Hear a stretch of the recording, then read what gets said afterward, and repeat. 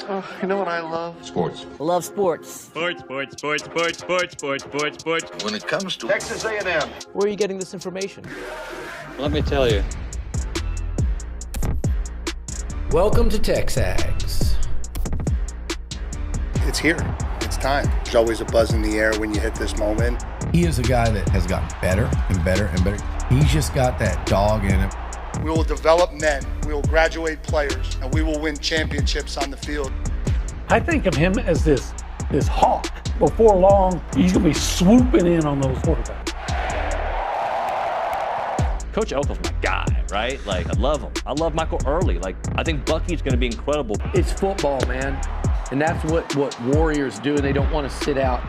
And this is a real program. It's not fake. This is a real place. And if you want to be really good at football, this is a really good place to be. You know, if I'm betting on anybody, it's the Aggies.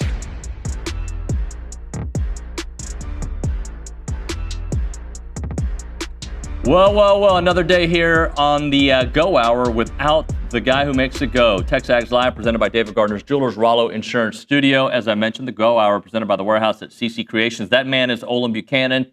He is live and in location with a sports coat on, looking like a real Metropolis reporter. Olin Buchanan are joining us here on the Buppy's Catering and Bartending Hotline. Jimmy Olsen, what's up?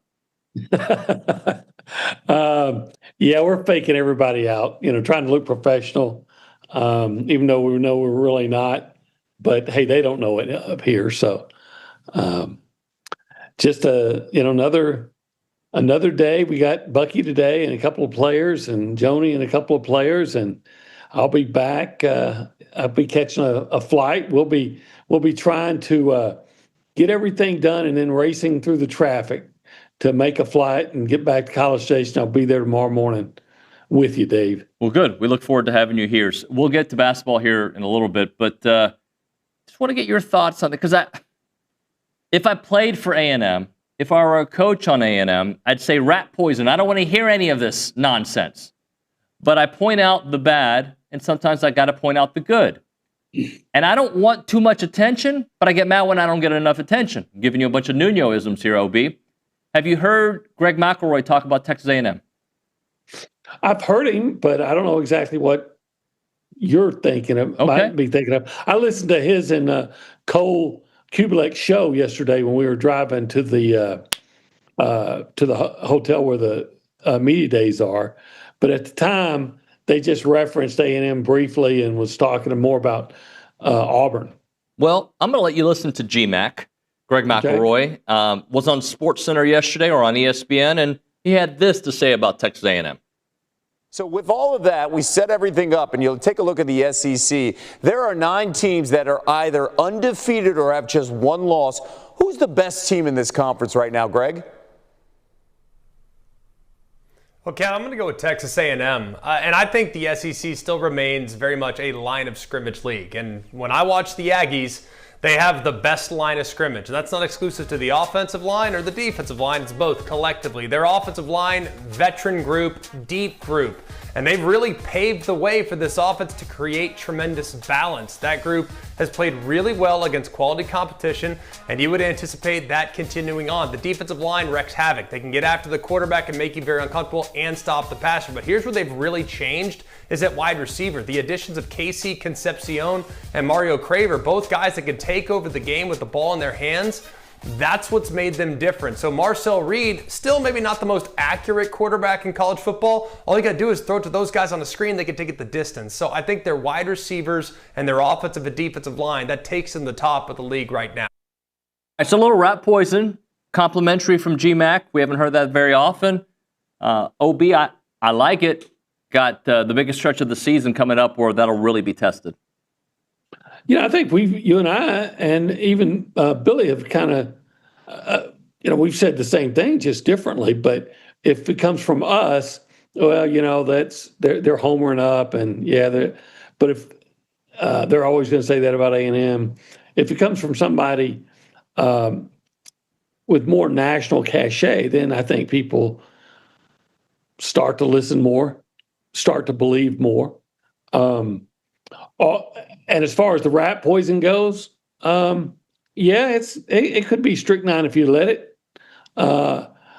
I've said before, I think there's not a team in the country that A&M can't line up and beat, and not just because if they just get some good breaks. No, they're good enough to beat anybody, and they're not good enough to take anybody for granted, including Arkansas. Yeah, look, the bottom line is, though, they're going to have to do this now on the road. I think we know who this team is. I'm pretty sure. I think it's 6-game point for most teams. You know who they kind of are, right? You can get better. You can certainly get worse. And now they're going to have to do it without Le'Veon for a while. And you know what? I think at least for this week, and we can evaluate after the week, I think for this week, they should be on a trend to be 7-0 and heading into Baton Rouge based on what I've seen from both teams so far this year. Well, I would pick them against Arkansas, and on Friday I will, which some may not like. But I think even on the road, they, quote, should win that game. I think they're a better team. But Arkansas definitely has a puncher's chance. I mean, I watched them lose by, 6 points to Ole Miss, and they came back against Tennessee and made it interesting. I think they were down 17 and got within 3. So they have an offense that's capable of scoring. Now, A&M's defense has been shutting everybody down. So if they're able to keep that Arkansas offense at least somewhat contained, then I think A&M will win easily. I'm going to read you a tweet that I got, okay? And I just want you to respond, all right? Here we go. This is from Nick Butts, okay? That's his name. I didn't make it. Nuño, I get that we're trying to be realistic, but can we stop putting out in the universe that A&M might lose a game and why this can't be the year we go undefeated in the regular season? Right now, we look better than any team on our schedule. Speak it into existence. and Nick, I kind of feel that. I agree. I don't think I have the kind of power to speak it into existence, because if that were the case, we would have been undefeated, the last 49 years I've been on this earth. That being said, I look at the schedule, and today, Maroon Kool-Aid just took a shot of it. Today, I would favor us in every game on our schedule. I understand Baton Rouge, and look, you got to get past Fayetteville first, right? Like that, to me, that's the first time they've been there since 13. It's going to be a test. I think they're going to win, but I'm going to be biting my nails during that game. But I can sit here and tell you, I think they can win every game on their schedule, and I think they might. I also know that good teams better. There's a reason the Auburn game, even though they dominated, was a one-possession game, because that's life in the SEC. Yeah, but so much of that was self-inflicted, right? And we saw what they're capable of if they keep their penalties somewhat under control. Because if they didn't have just that plague of penalties, if they had to cut them in half, they had beaten Auburn by 20. And I think everybody sees that, and that's why a guy like McElroy saying, "Hey, this is the best team." My answer to Nick Butts would be, yeah, I'd love to speak it into existence, but you have to understand that in today's college football, it's almost rare to go undefeated. Well, somebody under it responded. I don't know if I have it, but I know what he said. Basically, I always pick my team to win regardless because it's my team. Well, I don't get paid to do that. I get paid to tell you what I think, and sometimes what I think is wrong. And hopefully, more often than not, it's right when it comes to A&M sports. Look, I agree with you, David, that A&M should win and is probably going to be favored in every game. If they're not, it'll be LSU and Missouri, but it'll be the line will be microscopic, a point or two, provided they beat Arkansas, right? So the opportunity to go 12-0 is certainly there. It's not a pie in the sky dream. It's a very realistic, attainable goal. However, the national champion last year had 2 losses? Yeah. So it's just the way, with NIL and the transfer portal and all those things, it's not as likely to occur. Now, the Aggies do it. I don't. Maybe it's a monumental accomplishment. I remember several weeks ago when the season was starting, you were speculating that you could have 9-win teams playing for the SEC championship. Yep. Because of the parity and all the things we just talked about. And if you're right on that, A&M will be sitting pretty if they can just win a couple more games. Yeah, no doubt about that. Obi, let's go through some of these games you want to watch this weekend. The first one you have on the list is Ole Miss, the number 5 team in the country, at number 9, Georgia. Yeah, there's a lot of questions about Ole Miss just basically or just based on their scores and who they played. You look at they beat Arkansas by 6, right? I think that was 41-35. I got it here. 41-35. They beat Kentucky by a touchdown. I think that was 30-23. Now they did have a big dominant performance against Tulane. That's a group of 5 team, a real good one, but the LSU game was competitive. The Washington State game was extremely competitive. So how good is Ole Miss? So at the same time, you're thinking, well, look at Georgia. Right. They probably could be really good. They should have beaten Alabama if they don't drop a touchdown pass. Then if Kirby Smart doesn't become Kirby Dumb and doesn't kick a field goal to tie while you're at home. But they were outplayed and should have lost to Tennessee. Who else do they have a really close game with Georgia? It was. Okay, put up Georgia's schedule for us real quick, if you don't mind, so OB doesn't have to look through it because I don't remember their schedule. But they have. It was Auburn. It was Auburn yeah. last week. They were a yard and maybe a favorable, or less than a yard, maybe a favorable call from being down 17-0. Yeah. And had they been down 17-0, they may not have been able to come back from that. So you look at Georgia and you think, well, how good are they? So I think that's a great litmus test for both of those teams. All right, the next game on your list is number 11 Tennessee at number 6 Alabama. One of these teams is going to have their second loss this year, OB, and not eliminating themselves, but getting closer. It's a great, nasty rivalry. Really, I once saw someone from Alabama, and their license plate was H, numeral 8, number 10C, hate Tennessee. You hear about Auburn and Alabama, but there's a lot of animosity between Tennessee and Alabama. So that alone makes it great. And look, Tennessee can score. I don't know if they could stop Alabama from scoring, but they can score. And, with a break here or there, Tennessee could beat Alabama. And Alabama, they're vulnerable. You look at Georgia as a common opponent. Again, Tennessee should have beaten Georgia, could have missed a field goal to keep them from beating them. And, Alabama was fortunate to beat them. So I think that looks like a really good game. And like you said, somebody's going to get their second loss.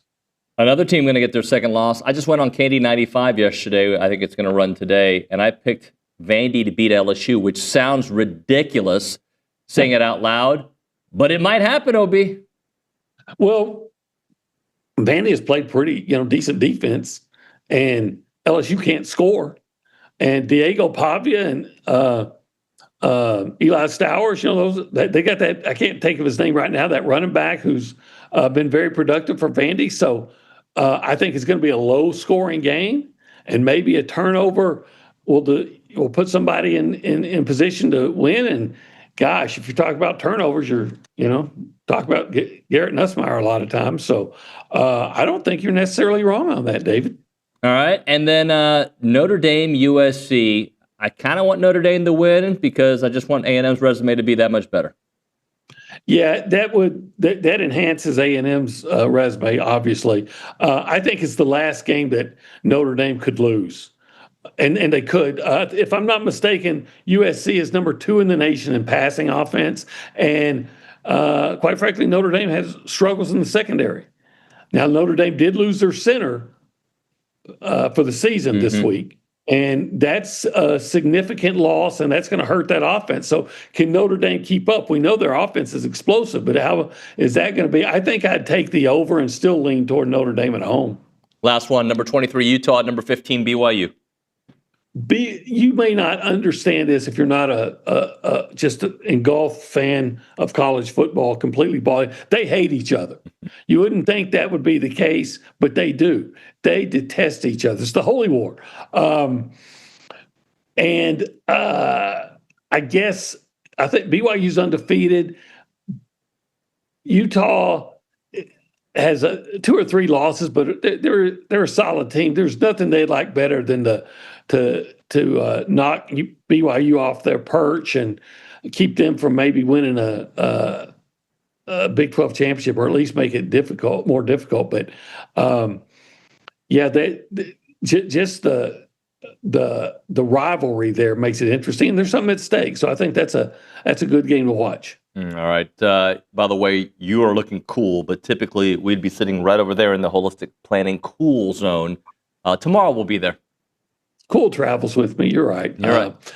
But the holistic planning cool zone, where they do all kinds of cool things for you. They will take care of all of your investment needs, no doubt about that. Let's go around the room, left to right, to say to the people. And by the way, if you want to be a part of the conversation, call us up, 979-693-1150. That's the Buppy's Catering and Bartending Hotline. Behind the glass is panicking Cade Bickham.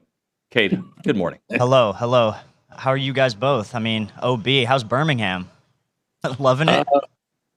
Birmingham's fine, because for what little, it's very pretty city, but mainly all I see is the inside of a hotel ballroom. Yeah, that's fair enough. Let's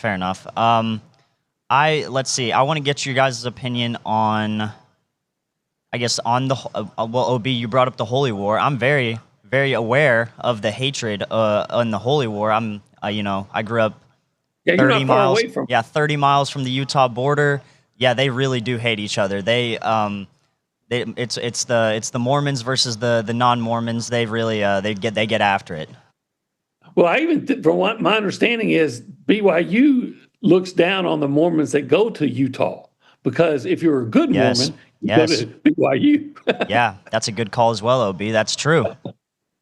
So look, I don't think they really, deep down, honestly hate each other, but on the surface, competitive-wise, they do, and that's what makes hate is a great thing for college football. That it is. Let's go to a place that they love their politics, the Angry Elephant News and Social Center. Who do we got there? Caden, how are you, sir? Your mic, I don't know if it's on because I didn't hear you. Is he on, Cade? Because I don't hear him. He needs to just flip the switch. You need to flip the switch. First, no, it's on. Interesting stuff. Yeah, it's on. It's not working, Cade. You broke it. Way to go. We will check in with Caden on the other side. Let's hit a break here. OB, is Luke going to join you? Because I thought we were going to talk a little hoops. He mentioned it yesterday. Okay. But, I don't want to go into his room or anything. Don't go in his room. Who knows what he's doing? He's probably got pictures of Bucky McMillan all over his wall, and it's just creepy. On the ceiling, I think. Hey, now. 1775, you could eat that off the ceiling, off the ground, anywhere, right, OB?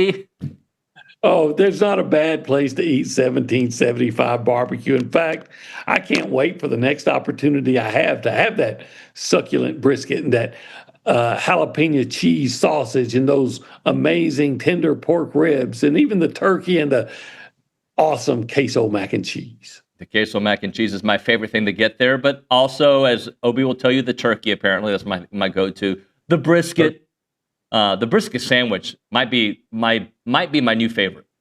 You can't go wrong, and it's a big sandwich too. It's not just a little bit of brisket, It's basically it's an order of brisket between a couple of buns. You want bread with that brisket? That's basically what they say to you, because it's so much brisket. They're open Thursday through Saturday, 11 a.m. until they're sold out. Online ordering turns off at 10 a.m. Call them up, 979-492-6241. It is 1775, txbbq.com. It's good.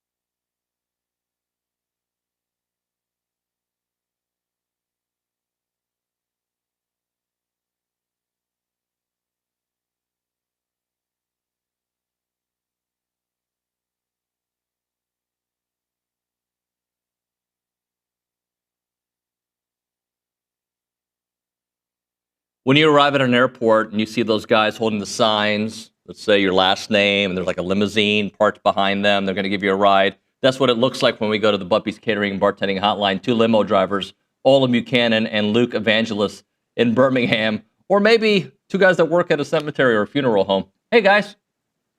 Hey, thanks for that. Yeah. Why did it get so awkward? I mean, I'm the guy holding the sign. Opie's the driver. He's more like a ventriloquist dummy. Actually, I can see that. All right. What are we trying? Okay. Luke, not everybody gets the access that you get. Props to you. You get a lot of access with A&M basketball. Are we going to learn anything today from Bucky, you think? Anything new? I mean, he said all the right things. We've had more preseason press conferences than ever with basketball. I think there's already been 3 chances to hear from Bucky since the summer. So I think you're just going to see him say things in a national audience and get more recognition for how confident he feels in this team. And you're going to have him probably explain what Buckyball is, because a lot of people are unfamiliar and not a lot of people are talking about A&M. But for A&M fans who've been following along, I don't think you're going to learn anything new. Everything's been said about this team. I guess the one new thing that people outside of College Station might not know is about Rashawn Agee. He'll probably give an update on that. But again, if you've been following on TexAgs, you already know what the update is. He's going to be able to play pretty much the whole year until the NCAA rules otherwise. And the likelihood of that happening before the season is over is slim. So no, I don't think there's going to be anything new. Luke, kind of explain that a little bit. So was it on Monday? They had their hearing, and basically we're awaiting word, and the NCAA loses all these anyway, right? Yeah, exactly. So you're counting on the court system going as slow as possible, which if anyone's ever had jury duty, that's pretty much an automatic assumption. It's the likelihood of a trial date being set before the season ends in 5 months is very low. However, if it does get set, the staff is still even more confident than they were before that they're going to end up winning that case. So let's say the trial date is set in January. Again, the likelihood of that happening is low. Let's say the NCAA, it goes to trial and they rule, okay, he can't play, then A&M loses, he won't be able to play. But the likely scenario is they're going to rule in favor of A&M because the NCAA has not won a single one of these. So let's say it does go to trial. All that is a hiccup. AG has to go to trial again, and he'll probably be able to play after that again. But for all you need to know is he's eligible, he's going to play, and you're going to see him in Maroon White this season. And follow up with that, and then I want to get some thoughts from OB about this, but the reason there's a hiccup is because of how long he's played, but he's had some injuries in his career, he's had some transfers. Kind of explain why there was initially a pause. Yeah, so this is technically his 7th year of college basketball. Now, his first year, he redshirted. His second year, he played a game, and if you play a game in college basketball, you can't redshirt. He was injured 6 minutes into that game, and it was a season-ending injury, so they were trying to get that year back. Then he went to JUCO. They're trying to get that year back, and then he went to Bowling Green, and then USC. He's only played 3 full years of college basketball. He was looking to play his 4th at A&M, but technically he's been in college for 7 years. So there was pushback from the NCAA, and technically he didn't medical redshirt because he played a game. So things happened at New Mexico State. He got bad advice. They weren't able to medical redshirt him, so he was trying to get that year back. Ultimately, they ruled that he should get that year back and he should play because he's technically only played 3 full years of college basketball. He's played 3 years and 6 minutes. And if you think that 6 minutes should count as a whole year, then I would say that's pretty unfair. Obi, what do you want to know about Buckyball? I mean, because he's from the area, have you seen a little bit more interest maybe in A&M than normal? Yeah, we talked to some people yesterday, and he has he's a local hero, maybe even local legend, at least in this corner of Birmingham, right? And so, we talked to a guy last night that was talking about, coming in for one of the games, and that there is an A&M fandom here that, of course, they're rooting for Bucky, and A&M because of Bucky. What I want to know, look, we're not going to know Buckyball until we actually see it. right? And if it translates to the SEC, when other teams are going to be better equipped to prepare for it than say Kansas, when you find out on Sunday who you're playing, and by Thursday you got to know how to defend something that you haven't seen on. So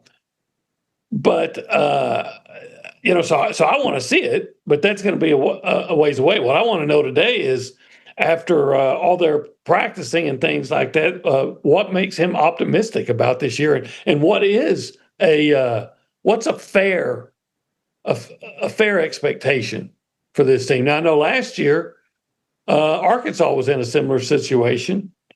John Calipari, took over a roster with no players, and they went to the Sweet 16 and were, one basket away from going to the Elite Eight. So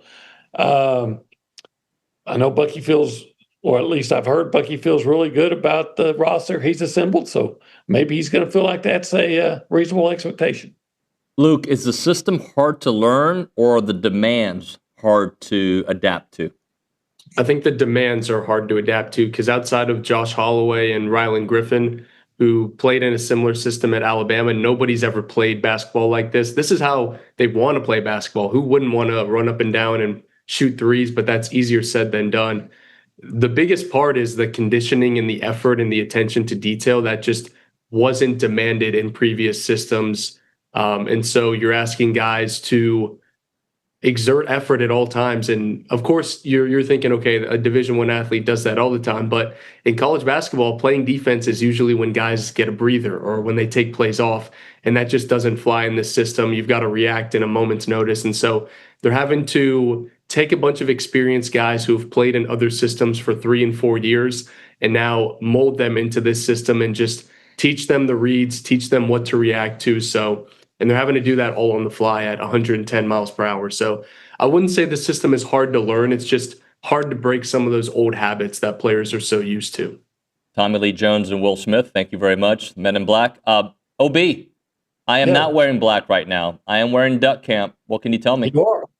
Yeah, it's looking good. Thank you. Yeah, I wear it well, but I think duck camp, anybody can wear it. I'm approve of that.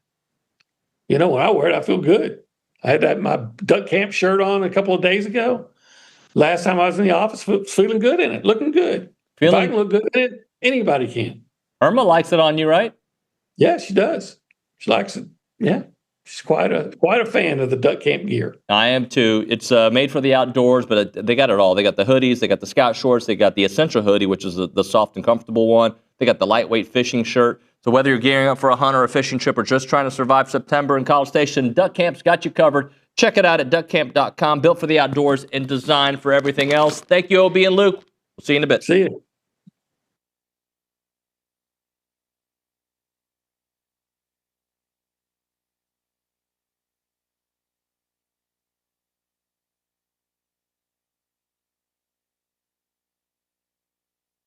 Hey everyone, it's David and Olin from the Holistic Planning Cool Zone. I like when we have the chairs here because I don't feel like I have to do this when we're talking about holistic planning. But they want you to know, TexAgs subscribers, they take care of the TexAgs subscribers. Oh, absolutely. Take care of everybody. They want to know that anybody who signs up by November 27, 2025 will receive this awesome offer. If the Aggies beat the Longhorns or win in Austin on November 28, 2025, clients will pay no management fees to Holistic Planning for the entire 2026 calendar year. That's free. It's free 99. Actually, just free. All you got to do is beat Texas. Well, it's not if they beat Texas, it's when they beat Texas. When. And when you go to holisticplanning.com, you're going to love Holistic Planning. So it is holisticplanning.com. Check out the website and take advantage of this awesome offer.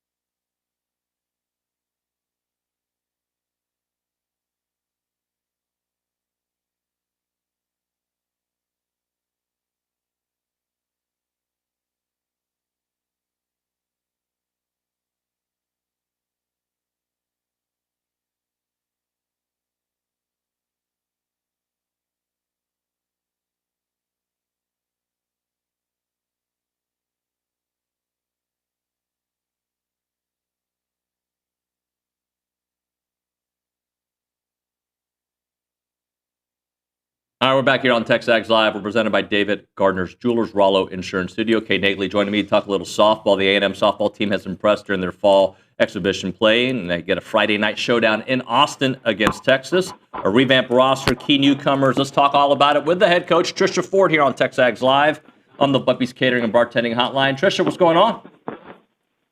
Howdy, how are you guys? Been a long time. It's been too long. How are you? Good. Just getting, like you said, in the middle of fall, getting them ready and out on the road recruiting, kind of our busy time right now. So how do you feel fall has gone so far? Yeah, I think there's been some good things, but it also has, shown some areas that we need to work on, which is good because we've practiced for, 4 weeks, and then we get into games 4 or 5 weeks, and it gives you a good reset of just what you need to work on, what you're doing really well, and obviously some areas that just need a little tweaking. So it kind of gives you that whole spectrum of things that you need to address, which has been nice. Coach Ford, when you look at a fall, do you have a list of things? These are things that we need to get accomplished in general, or do you kind of look at it on a per-year basis? Like you get to know your squad a little bit and all right, this is what we need to get done this fall. Yeah, I think it depends on each year. This year, it's been get to know our squad a little bit more, and the fact that we're just very young. When you look on our field, probably the only one is KP is in her actual, or the position she played last year. KK has moved over to shortstop. We got, a senior transfer in at first base, a senior transfer at first base, also with Maya Perez. We have a freshman behind the plate, because A.K. Ariel Kaluski cannot play yet. She has to sit a whole year. So she's another one that you'll see maybe behind the plate, but she's only a sophomore. And right now in the outfield, it's sophomore. So last year, there were some things that we were like, okay, we need to make sure that we can do X, Y, and Z. Whereas this year, I feel like, okay, what does it look like? What do they need? And honestly, right now, we just need reps. We need a lot of reps. Hey, Coach, I want to talk about just the versatility among your group. A lot of these transfers that you brought in, you can play them in multiple spots, and we've seen that during fall ball. I know Allen has moved around, Talon is moving around. Is that something that you really looked for, getting them out of the portal? Yes, I think one of the things that we've talked about each year about just what we need to get in the portal is that athleticism piece. I feel like each year we've gotten more and more athletic, and so Talon obviously was a Gold Glove at third base, at Okie State, and now she's playing second base. And Paisley Allen grew up, playing shortstop, played second base at Georgia last year, and now she's in the outfield. So, I think that's the biggest piece is, figuring out offensively what pieces we need, and then where does that fit on the field. Talking to Trisha Ford here on TexAgs Live. Trisha, talk to us about Frankie and her growth and where you see her versatility this year. Yeah, I mean, Frankie had, I think, just a breakout year last year. Just a great kid. Somebody that obviously when Amari got hurt, came in and filled in beautifully, and then obviously competed for that spot. And so now this year it's going to be, competing for that spot. I mean, the spot is until she gets beat out, right? That's what's so great about having this versatility is people are competing every single day, which is raising our whole level of competition. But Frankie, this fall has had some big games. She had a big hit for us against Texas State, burned the left fielder, but she's got a little bit more juice this year. So she obviously has the element of the short game and being able to put pressure on defense. But like people got to see on, what was that, Friday, put a ball, I think she one-hopped the wall. So a little bit, adding to her toolbox is what I will say. Coach, it's going to be your first year without All-American Emily Kennedy in the circle. You have a good pitching staff on your hands, though. What can you say about the development of that group, and then specifically Sydney Lessentine just taking that role as a sophomore?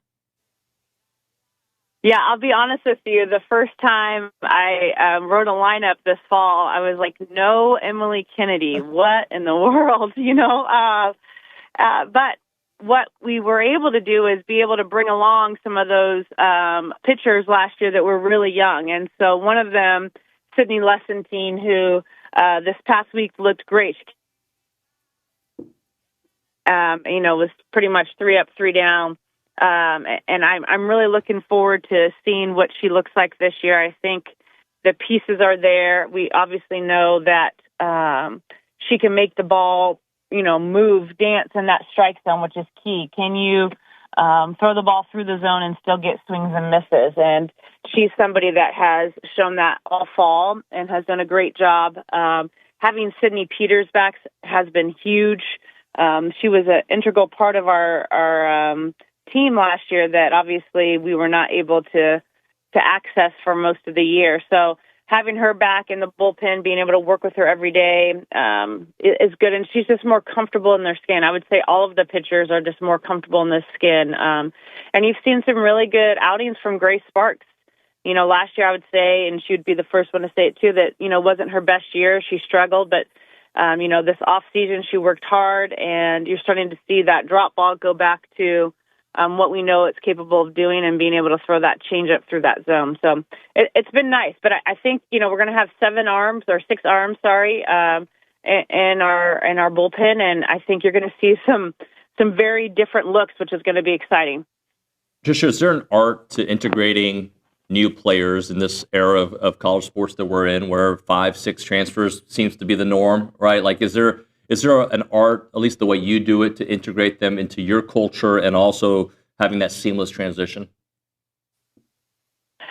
Yeah, I think, the biggest thing is kind of your returners and what that looks like from a team standpoint. And what I mean by that is when they show up on campus, how are they kind of integrated into the team? And I would say that majority of our transfers, they came in the middle of summer and were able to work out. So Talon, came and she was able to work out. And I think that helped tremendously. And then a couple of them were not. Like Mick was, finishing up school and couldn't come right away. But what we do is we make sure that our key players, so your Maya Perez, your KK Dement, just those key pieces are connecting with those transfers throughout the summer and making sure that transition is huge, because the sooner you get them to feel like this is home, and I think that's something that Texas A&M in general does a really good job. It's a place that everybody talks about, that it feels like family, it feels like home. So I think those two things combined are something that we're really, we put a lot of attention into it to make sure that transition piece helps. Coach, you spoke a lot about your transfers. How about your freshmen, specifically Maddie? She's been in the lineup and she's been one to watch. Just how excited are you to see her get on the field this year, and just how do you think her development is going to grow? Yeah, I mean, I'm excited about Maddie. Fun story about Maddie. So her and my daughter grew up playing with each other. So I've known Maddie since she was about 9 or 10. So she really knew what she's getting into when she came here. But she's, brings a lot of power, to the plate. She had some freshman at-bats and she's had some big at-bats. And I think it's just keeping that consistent. And obviously she's just had a big arm, right? She had 2 big throw-outs in the game, in each game, that were huge for us. They were kind of inning killer. So I'm looking forward to seeing her develop and grow. She's got a special personality. You'll see her, on the field. And as you guys get to know her a little bit more, you'll understand kind of what makes Maddie so special is who she is as a person on and off the field. And she really does a great job of connecting to her teammates. And so when you're thinking about, continuing to build a program and get better, you need to have, some of those pieces in your dugout, as we kind of sustain this push. That is Trisha Ford on the Buppy's Catering and Bartending Hotline. Coach Ford, thank you so much. Good luck, and we'll talk to you real soon. All right. Take care, y'all. See ya. Trisha Ford there on the Buppy's Catering and Bartending Hotline. Kay, is it normal to face Texas in fall ball? Like they have. They okay. have the last couple years, surprisingly. Okay. 2 years ago, Texas beat them, and then that was actually in Austin 2 years ago, and then this past year, when they went on to win the national championship, beat them in a fall ball exhibition match. So this is normal for them to play. It is, yeah. And they've been rotating home. And then also with the not being in the SEC, they didn't play this first year in conference. Right. So it's a little, and that's initially why they did it, is because Big 12 SEC, and then now they're in the same conference. Huh. What have you seen from them? Yeah, been to 2 fall ball games. Talon Edwards had a great night the other night, went 3 for 3. I've seen a lot of plays. Paisley Allen is a Georgia transfer. She's flashed her glove a couple times, can play a lot of different spots. It's going to be a fun group to watch, especially in the circle with Emily Kennedy no longer being your girl that you go and just push through to get as many innings as you can. Is that Lesson Team's role now? I would say starting wise, for sure. I also think Sydney Peters is going to play a huge part. And that was a big loss for them last having year. her healthy will be very important. So cool. Thank you, Kay. Great job. People in the chat just talking Kay up. Oh gosh. People are saying more Kay. Somebody even said every kiss begins with K. I just thought that was weird, but there you go. You gotta add the. James, we love you, buddy. All right, we'll hit a break here. When we come back, we'll actually talk to Caden, who fixed his microphone. Way to break it earlier in the show, buddy. Farming and ranching families think different. They're not just working for today, they're building for generations to come. And that is why Heritage Films created the Farm and Ranch Films division of their company. They've documented everything from timber operations in Washington to cattle ranches in Texas. And these are agricultural legacies across America. And they aren't simply just making these documentaries. They're cinematic time capsules that capture your unique relationship with your land. So whether you're thinking in 20-year cycles or 100-year cycles, your land is your family's story. Capture that story for the future generations. And Chance McClain and his team at Heritage Films will do that so everybody understands the fabric of your family, the land that your family has lived on for so long. Visit yourheritagefilm.com, yourheritagefilm.com, and click on the Farm and Ranch Film section of the website, or call them up, 713-893-8341, 713-893-8341. It is Heritage Films.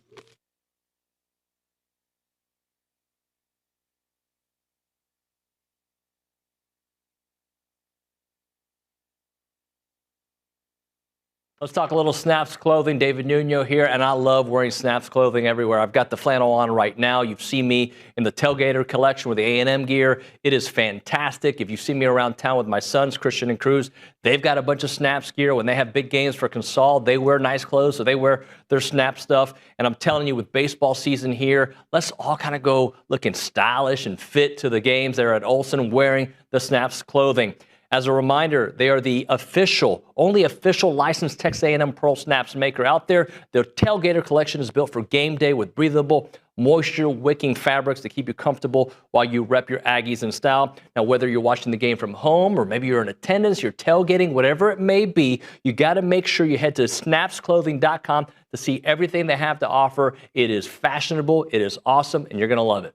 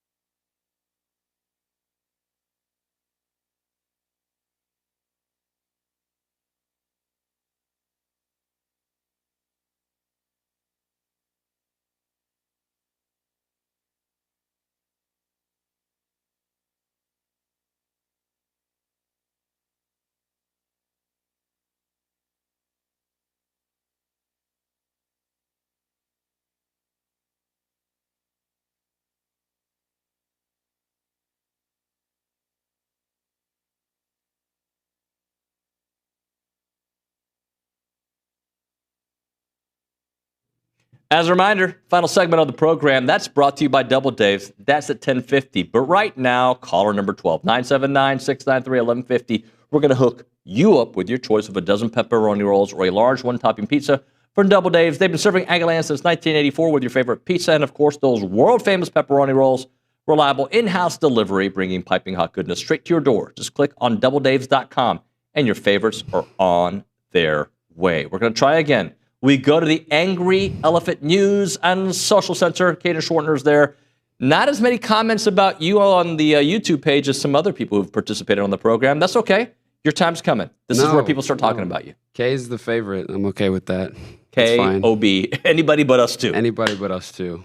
What do you have for us this morning? Yeah, so Dave Campbell, I know Texas football midseason honors were released yesterday. Coach Elko received the Coach of the Year honor.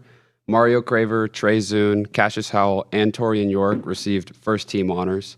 And Casey Concepcion, Armaj Reed Adams, Albert Regis, and Marcus Radcliffe received second-team honors, although you could argue all of those players deserve first-team honors. You can argue that as, you can. It is cool to be in this position, but I just want the team, and I know, like, what we say on the air has no bearing on what happens, but I just want the team to, like, remember what it felt like last year to be 7-1 and feel like you're on that right path.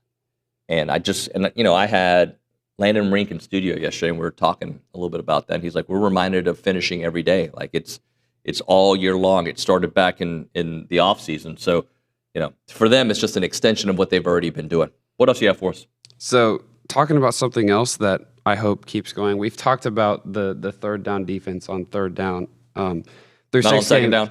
Not on second down. Through 6 games, the Aggies have allowed 16 third down conversions on 77 attempts, which is a conversion rate allowed of 20%. So they are now number 1 in the country in third down conversion rates allowed after the Florida game. The crazy part is an SEC play where the Aggies have allowed 2 third down conversions on 33 attempts, which is a conversion rate allowed of 6%. The next closest team in third down conversion rate allowed in conference 11%. play is Ohio State at 17%. That's right. So 11%. 6%, 17%. Yeah, that's. Here's the interesting thing. I don't have the exact stats in front of me, but I know that Arkansas against Tennessee, when they were making their comeback, had a bunch of third down conversions. Mm-hmm. So it'll be interesting. And by the way, that offense, I know you guys see the record and are like, A&M's got this. No. That offense can score some points. There's a reason Coach Elko singled them out the way he did. Yeah, he's gonna give respect to every team that they play. Yeah. They can flat out move the ball. Yeah. The question is, can they stop? And can they stop you? And I think, A&M offensively should be able to move up and down the field on anybody, but especially a team like Arkansas. You just don't want them at home to get that crowd into it, get excited. Bobby's first home game as the interim head coach, what that means to them. We got time for one more quick read. Do you have anything? I had a comment that was really interesting that mentioned that we look like the 2020 Alabama team that ran through the SEC and then beat Ohio State in the national championship. That team had 6 first-round draft picks. I would love to see 8. But 8? I don't think we're going to get 8. But let's just get a bunch of guys in the NFL. We'll hit a break. When we come back, somebody who evaluates college football players in the NFL is John Harris. We'll get him next on TexAgs Live.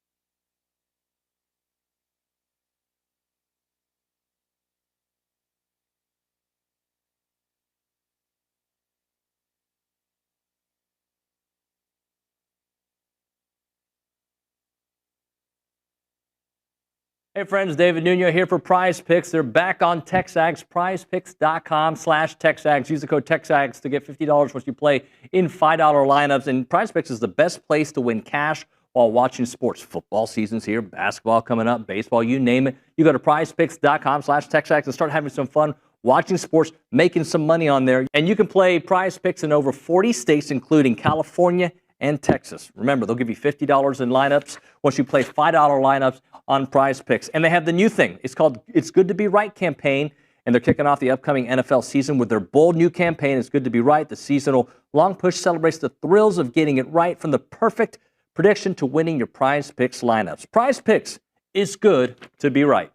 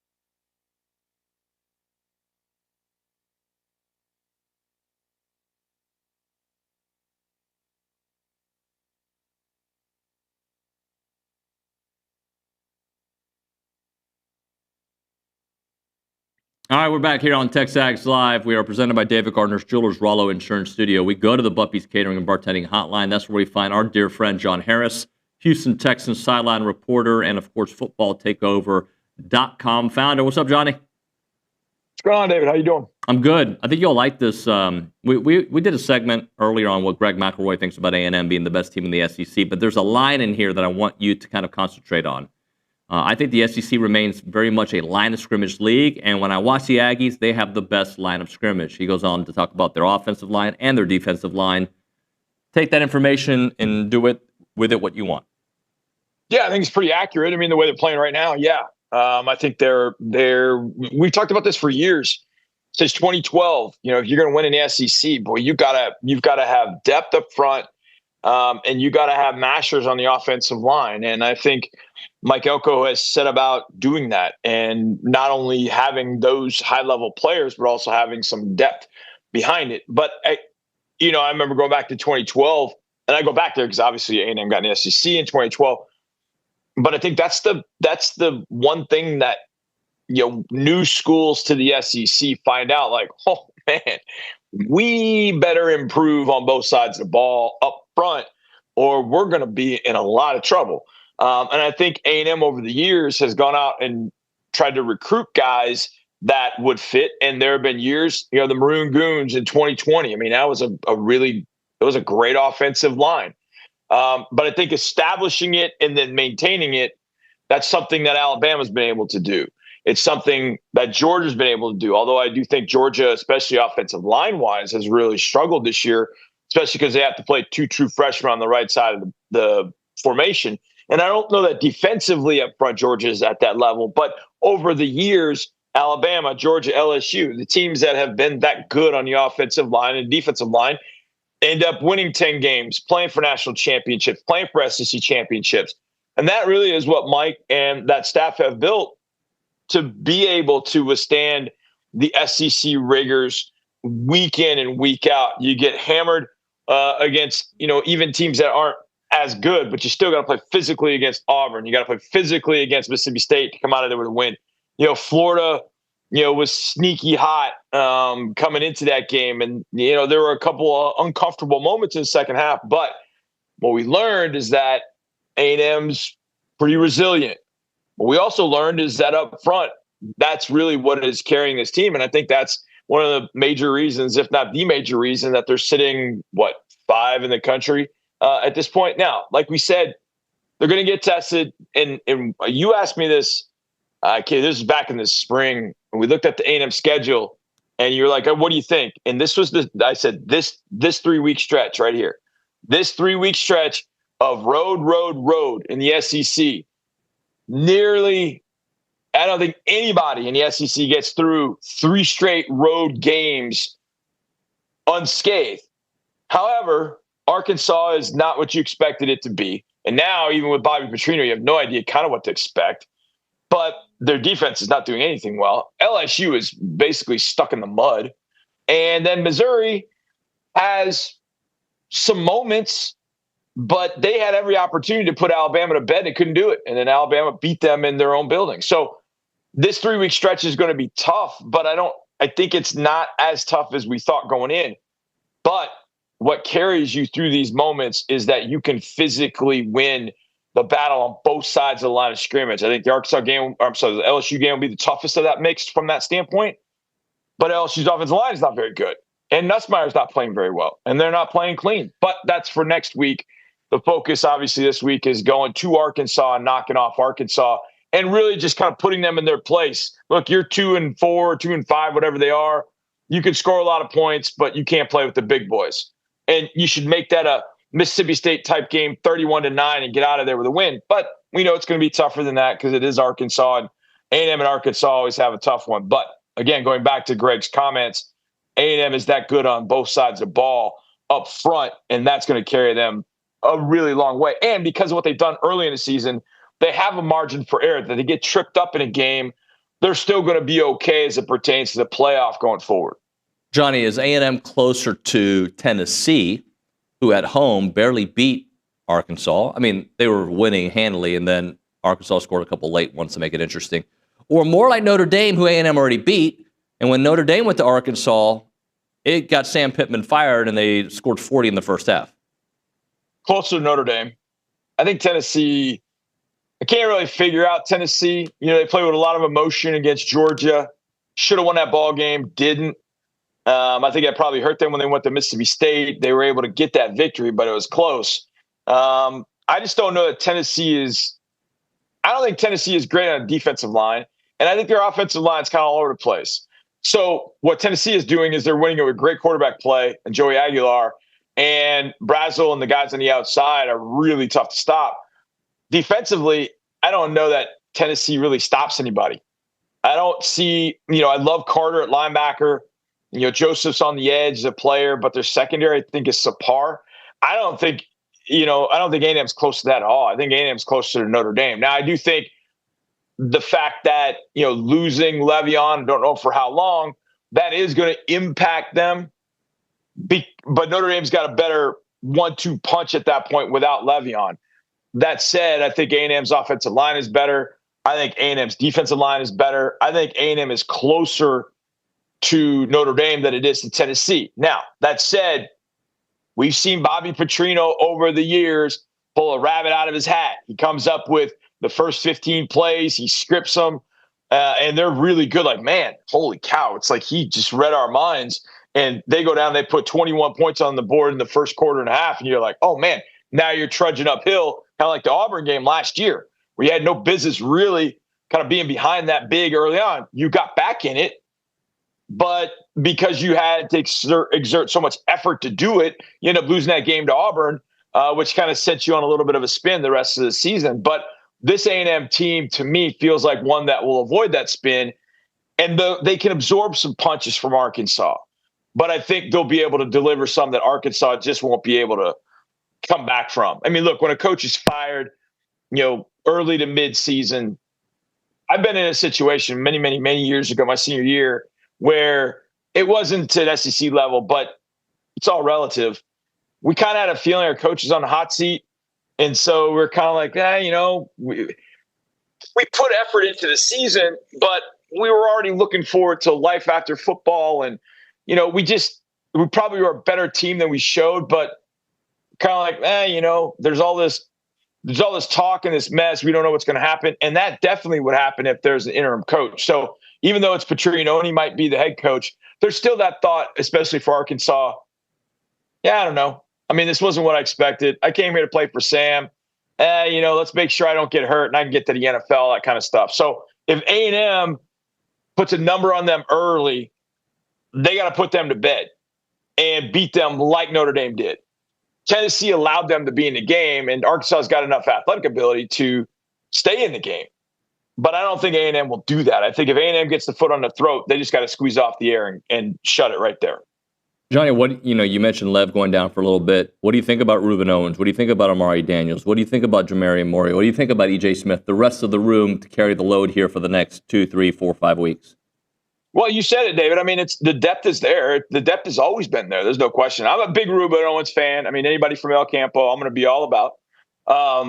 Their former rival in my high school years, many, many years ago. So I like Reuben. I mean, just seeing him healthy, it's great. I think he's got, he's got explosive abilities. I don't know any one of those guys obviously is not Le'Veon Moss, but it's got to be a whole is greater than the sum of its parts sort of situation. When Le'Veon would come into a game or would be in the backfield during a game, eyes were on him. Because he's at that particular level.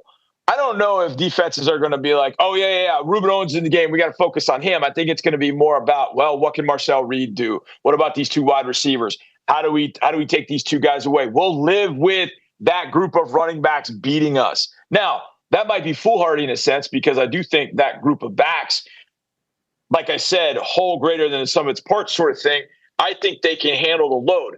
I just feel like that Le'Veon gave them such burst and explosiveness and the ability to take one to the house every run that defenses had to be focused almost more on him than anybody else. Now they're kind of allowed in a sense, okay, we think your running game is good, but we're not as worried about it because he's not back there. We'll start taking away some of those throws that Marcel likes, and we'll see if we can't stop you that way. If you slice us for 250 in the run game, like they did, was it Mississippi State? They ran for, God, what was it, over 250. You know what? More power to you. We have to live with that. But you know what? We're gonna pick our poison, and we feel like your running back poison just isn't that lethal compared to your receivers and your tight ends and Marcel throwing it. That's what we're going to choose to stop. And at that point, it's on the A&M offensive line with a bunch of vets to make sure that, okay, you're going to pay for that mistake. And I don't know if Arkansas goes about it that way. I have a lot of respect for what A&M's got in that backfield. But I just feel like teams will look at it and go, you know what? We got to devote resources to the players that can hurt us the most. And with Moss out of there, we think it's 1-7 and 10 in the backfield. John Harris here on TexAgs Live. John, I am so conflicted with this Vandy LSU game because I know it's set up for potentially a 7-0 A&M team to go to Baton Rouge next week to take on a potentially 6-1 LSU team, top 10 showdown. But Vandy has showed me a lot, man. And at home, I mean, am I crazy for thinking that I think Vandy might take this one? Well, is Diego Pavia playing? I think he is. Then Vanderbilt's got a shot. I mean, that's just the way you look at it. There are always those games. I mean, it was like when Johnny was playing A&M. As long as Johnny was playing, didn't matter who's on the other side. I know I got a shot because those players follow him. They let him be the first guy off the bus, and he's not bigger than your kids. But because of the way that he plays and the belief that he has, he feels like he's the baddest MFer on the block. And that's what Vanderbilt needed. Vanderbilt absolutely needed that. And they're catching LSU, I think, at the right time because LSU's not playing clean. The offensive line, which I said back in the spring I thought was going to be a big, big problem, has turned into a big, big problem. Yeah. Nussmeier's not playing well. He's trying, there's too much YOLO in his game right now. And I don't love that, but he's not taking care of the ball. He's not taking snaps under center. They're turning the ball over in the low red zone. They're doing all the things that good football teams aren't supposed to do. Now, they've won. And that's the most important thing. They've found ways to win. But when they played a good opponent on the road that just handled business, i.e. Ole Miss, They didn't win that game. And I think Vanderbilt, the key to me is if Vanderbilt can keep the pressure on them on LSU's offense. Can they keep the pressure? Because if they do, then I think LSU struggles in this one. I think they struggle a lot. And I think even if they eke out a win, that might be the best thing is if LSU ekes for A&M. If LSU ekes out a win, and they've been doing all this work to get the offense better, at some point you just throw your hands up and go, all right, we are what we are. We just play a game and try and win it 20-17. And you lose a game, maybe you start making some changes you should make. I'm not talking about personnel changes, but maybe personnel changes. And so maybe you catch LSU, coming out of there with a very narrow win, like, road win in the SEC. We're good. We're good. We'll just have to play better at home against A&M. And that might be the best thing for A&M because LSU, I think, needs to make some changes. There's only so many they can make personnel-wise, but the offensive line is a nightmare. But they've got to do something offensively to get Nussmeier comfortable, whether it's moving the pocket, more RPOs, force him to get rid of the ball quicker, whatever it is. I just think that's going to be really tough against Vandy because Pavia is going to put all kinds of pressure on them. He's going to force LSU to have to score 28 to win. And I don't know that LSU's offense can do that right now, to be honest, especially on the road. So I think this is going to be a wonderful matchup. I don't really know who I want to win, but I just know that if Diego Pavia is playing for Vanderbilt and he's healthy and they're coming off a bye, I feel really good about what Vanderbilt's going to be able to do at home. Talking to Johnny Harris here. John, who's the best quarterback in the SEC? The best pro prospect or the best quarterback? Best playing right now, not pro prospect. Best playing right now. And then give me best pro prospect. Diego Pavia is the quarterback. Whenever I get asked that question, David, like who's the best especially quarterback, I always think, okay, if I got to go win one game, who's going to be the guy that I want leading my team? I put my money in that dude's Diego Pavia's here. You do it. Like I trust him. Because after that, and it's kind of a strange year in a sense because you look at it, I don't know, like Nussmeier, I was not a big fan of Nussmeier coming out. I don't think he's played at that level. He's probably the best pro prospect, I guess. But to me, Ty Simpson has played, maybe he's the best one right now. Ty has played incredibly well for Alabama. He shook off that opening game against Florida State. He's making great decisions. He's throwing dimes. It looks like Alabama believes in him. The players kind of rally around him. He's got a really good receiver core to throw to. Beat Missouri without throwing the ball to Ryan Williams, which I thought was weird. Ty Simpson might be the best pro prospect, and he's probably right there with Diego Pavia. And I would put Marcel Reed in that situation. You know how I feel about Marcel. I know I go back to if I got to win one game, which guy do I want? Diego Pavia and 10 for A&M. Those are the two guys I'm thinking about the most. Now, what their NFL futures are, probably not bright futures because not real big, not great arms.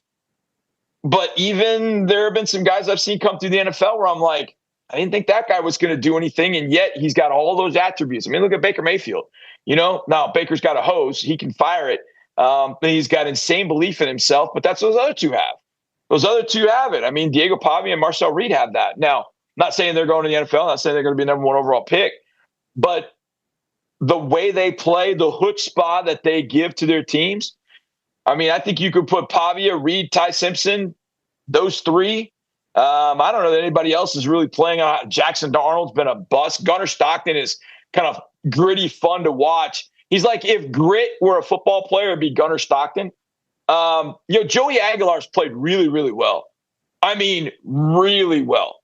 Taylor Green is going to be a problem for anybody just because he's got kind of Vince Young-like qualities, but he throws the ball a little bit better. I think Taylor Green's going to surprise a lot of people when it comes to NFL draft. Wait a second, he only won like 5 games at Arkansas. Yeah, but he's got skills. So I think there are some quarterbacks that have played below expectation, Nussmeier being probably the principal one there. But I think the other quarterbacks that are playing at a high level, like I said, because of size limitations, arm limitations, whatever, I don't know if they got bright futures in the NFL, but I think a couple of guys like Ty Simpson and Taylor Green have bright futures in the NFL. I think those guys would definitely be a couple to watch, depending on when they declare for the draft down the road. Johnny, last thing for you. Aaron Rodgers, Joe Flacco, the 40-year-old bull. as an old guy, I'm rooting for this matchup. I want to see it. What do you think? Yeah, it's funny. Those two, I've seen all the quarterbacks that are around the league, and over the years, watching those two guys throw the football is, if you're not on the other side of it, it's as joyful as can be. I mean, it's just so easy and fun to watch those guys throw the ball. And the fact it's those two going up against each other, I think is pretty cool. I'm a big Packers fan because my first 11 years of my life were in Wisconsin. And so the Texans not playing, I'm watching the Packers, and I'm actually cheering for Joe Flacco. I don't know why. Every time he complete a pass, I was like, yeah, Joe, all right. So, us Generation Xers, cheering for the elder millennials. Yeah, definitely. Aaron Rodgers has got his quirks, but I think the Icy Hot Bowl is going to be a fun one on Sunday between those two. I hope they tie, actually, because I'd like to see Pittsburgh. Actually, I'd like to see Pittsburgh get knocked off. I just don't want the Bengals to kind of get hot because they've got enough offensive potency to get hot and be a team down the road. That's a problem, even though we don't play them and only would in a playoff situation. But I need Pittsburgh to lose. That said, that should be a fun 40v40 battle. I hope they both are upright and standing at the end of the game. Good luck in Seattle, brother. I'll talk to you soon. Oh, man, it's a long trip. Yep, absolutely. And good luck to the Ags, brother. We'll talk to you soon. Talk to you, brother. John Harris there on the Bumpy's Catering and Bartending Hotline. We'll hit a break. We'll come back with Max Wright. Right now, Pumpkin Palooza. You can count the pumpkins. I don't care. I mean, it's not going to be that many pumpkins that I talk about, just 13. October 18th and 19th from 10 to 2 each day, Milliken Reserve. And they've got a ticket coupon code good through tonight at midnight, all right? So TexAgs 10. Do that. You'll get the hookup. TexAgs fans should go to pumpkinpalooza.bcs.com and use that code. And at checkout, you'll get 10% off for Pumpkin Palooza tickets. And they're good for both days, by the way. The event's been completely reimagined this year. Truly something for everyone. You've got the pumpkin chunkin', you got the music, you've got the hay rides, you got the kayaking, mountain biking, fly fishing, trail runs, and even a lakeside beer garden, and of course, family fun festival activities like the bounce houses, the trains, the face painting, and much, much more. There's also ticket giveaways happening on Facebook and Instagram, so just find them at Pumpkin Palooza BCS, and remember to get those TexAgs discount at TexAgs 10 when you do checkout. Go to pumpkinpaloozabcs.com at Milliken Reserve. It is pumpkinpaloozabcs.com.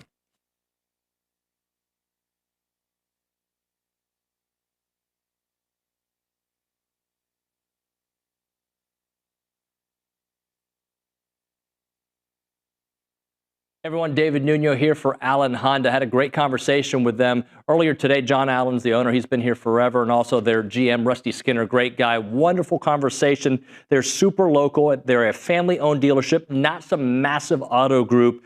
And they treat their customers like family because they basically are family. They're Aggie alums. They love Aggie sports. And they've been serving the Brazos Valley with integrity, with passion, and commitment to excellence for over 50 years, which is very rare, by the way, for the independents because people trust them. And that's why they've been doing it for such a long time. Whether you're looking to buy, lease, or service your vehicle, you can count on them for transparent, no-pressure experience that puts your needs first. And I can attest to it. Had a great conversation about my own situation with them. Their knowledgeable sales team will help you find the perfect Honda to fit your lifestyle, from fuel-efficient sedans to versatile SUVs. Leasing options are flexible and affordable, making it easy to drive the latest models with confidence. And when it comes to service, their certified technicians only use genuine Honda parts to keep your vehicle running at its best, whether it's routine maintenance for major repairs or whatever it may be. And we know that trust isn't given, it is earned, and that's why generations of local drivers right here in the Brazos Valley and Bryan College Station keep coming back to Allen Honda. As part of the community with Aggie spirit in their hearts, they are here to make everyone's visit wonderful. So visit their showroom or their service lane and find friendly, efficient, and memorable situations when you go to Allen Honda. Come see why so many College Station and Bryan drivers choose Allen Honda for their automotive needs, and remember, gig 'em.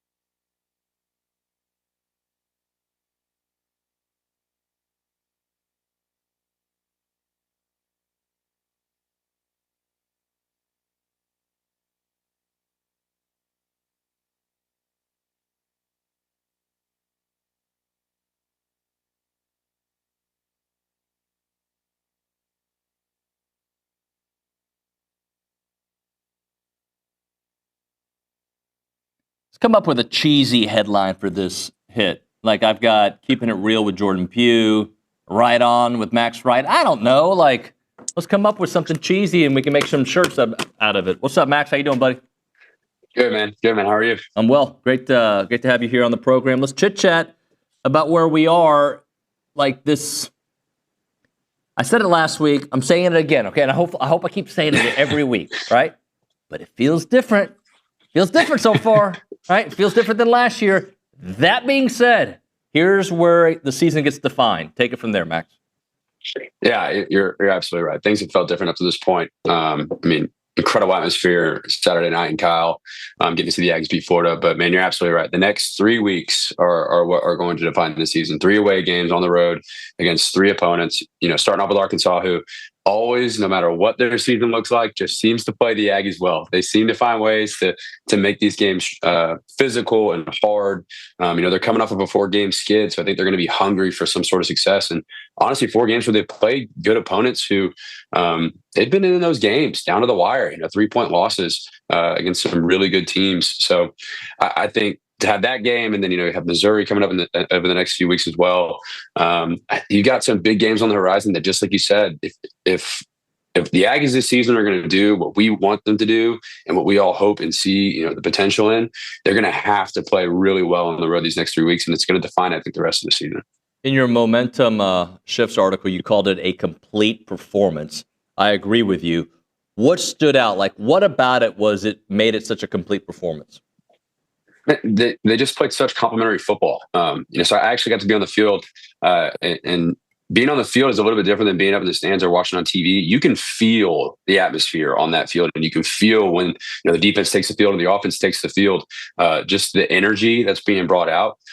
And one of the things that I actually was talking with Sam Matthews about, former 12th man, was, man, when Florida came onto the field and came down and punched us in the mouth with the opening touchdown drive, in previous game and on previous teams that I've been on, you can kind of sense some of the panic in the stands and on the sideline. Like, wow, okay, our defense has been playing really well, but they just marched down the field and scored on us. Like, oh man, we got to put up a response. That feeling of old, where maybe there was some panic there and some worry, was completely gone. I felt at peace almost on the sideline watching these guys take the field. There's a level of confidence and a level of trust on both sides of the ball that, hey, the defense slips up, I know I can rely on the offense to go out there and they're going to put up points. They're going to respond. Or, hey, if the offense is struggling, I know I can trust the defense to go out there and get stops. It seemed like at the right moments of the game, either side of the ball recognized the importance of them taking a stand or going down the field and getting a score, and they did it. Early on in the game, Florida scored 2 touchdowns in the first quarter and made it a 14. If we don't respond there and it goes up a 14-0 ball game, that's a huge difference of momentum and how that game turns out. But the offense responded. And then for the rest of the game, for the defense to just turn it on. And man, honestly, shut down that Florida offense. That's championship football. Is all right, in the right moments, I can trust one side of the ball to step up and do what they need to do in order to win the football game. So I was ecstatic on the sideline, man. I think this team is playing at a level that we haven't seen in, I think, a long time. And I think they're only getting better here moving forwards.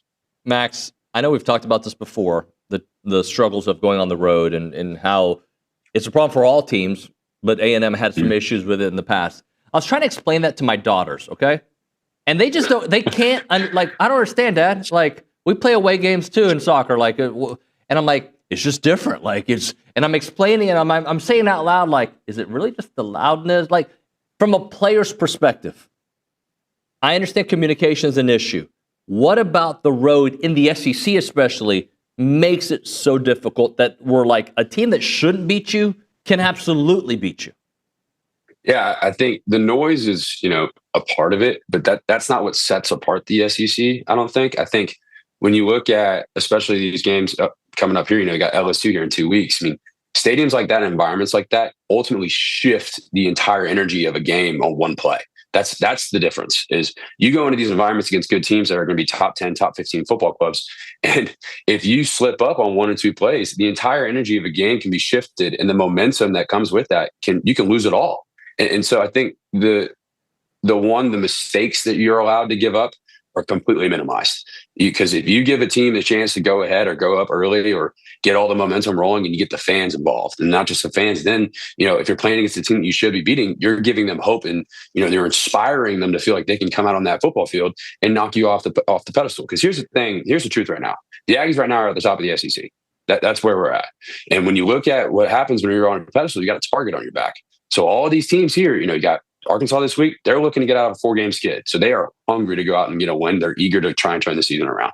So there's already a team that I think is scrappy, backs against the wall, that they got nothing to lose. So that's already one. Then you got LSU, top 10 team who's fighting for potentially a playoff appearance. And they see us as coming in as, man, this is our chance to knock off the top team in the SEC. So the environment there is going to be incredible. And then you got Missouri in a few weeks, who just played Alabama really well and is a top team in the SEC. So that's the thing I think that makes it more difficult than other conferences, is you don't just have one big away game.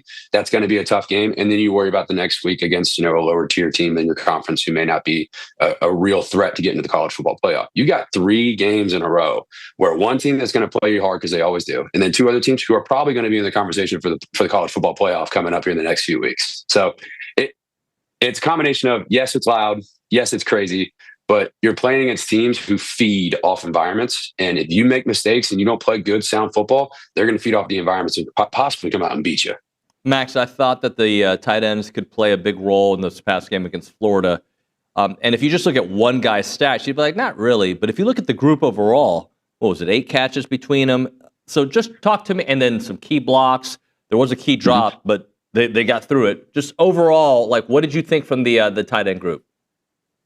Yeah, man, those guys are playing their role so well this season. And talking with the tight end coach of the group, man, they're doing what they need to do for the team to win, whether that's being really physical in the run game or whether that's going out and making grabs whenever they get the opportunities. It's kind of something that I've been talking about over the previous weeks. While they haven't been as involved, I really do think they've been capitalizing on their opportunities. And we saw that this week. I believe they had 78 yards in the receiving game this week. And Nate Borkature, guys expected him to be more of a blocking tight end, and he's really stepped up into a role to really assist Dio and getting in the passing game. And Amari Black, I think is a super talented guy who I think is, slowly starting to find his way onto the field a little bit more. I think as he kind of, gets more grasp and understanding of this offense, he's really going to step into be a huge weapon for this team. But that's the thing, that whenever you have tight ends who are dynamic, and you have to respect the fact that they're in the box as a defense, and you can't just consider them to be an extra guy who's in the scheme. No, okay, they're in the box, they're a real run problem, and we got to put an extra player in there to defend them. Well, then whenever they release, oh man, now they're matched up against a linebacker, and I like those matchups as a tight end. I like being one-on-one against a back runner route concept. So they are. I think especially as we get into these games on the road where, you're going to have some defenses who are playing with the energy of their stadium and playing really solid football, that you're going to have to spread out the ball more, and you're going to have to find ways to find the weak holes in the defenses that you're going to see these tight ends get leaned on and ultimately capitalize on some big opportunities.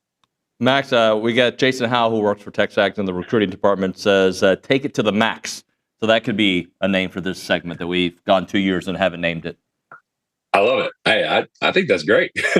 Right here, right now with Max Wright. Max, sorry for being a cheesy old guy. Thank you so much for your time, buddy. We'll talk to you next week. Sounds good, man. Gig 'em. Gig 'em. Max Wright on the Buppy's Catering and Bartending Hotline. We'll hit a break. We'll come back. Coach G will be in studio. We'll chit-chat with him. All right, let's talk Rollo Insurance. Jason, Jackson, and the boys, as Olin likes to say. You got Keith there. You got so many great people. Morgan there. The whole crew. When you go to Rollo Insurance, they're going to take amazing care of you. They're right here in College Station. Their headquarters is on Highway 6. And that's a part of who they are, but they're all over the place. They got over 60 offices in Texas. They're all over the country. And they want to make sure that you get the right insurance situation for whatever you need, be it car, auto, that is car, auto insurance, home insurance, you name it. They'll take ranch insurance. They'll take amazing care of you. And that's been their goal from when they started, right? And they do it so well. And they have an educational approach that empowers you to make informed decisions so you know exactly what you're paying for. And again, though, they do all the shopping for you so that you can accomplish your insurance goals. You can visit them at rolloinsurance.com/TexAgs, rolloinsurance.com/TexAgs. Call them up, 888-44-ROLLO. That's 888-44-ROLLO.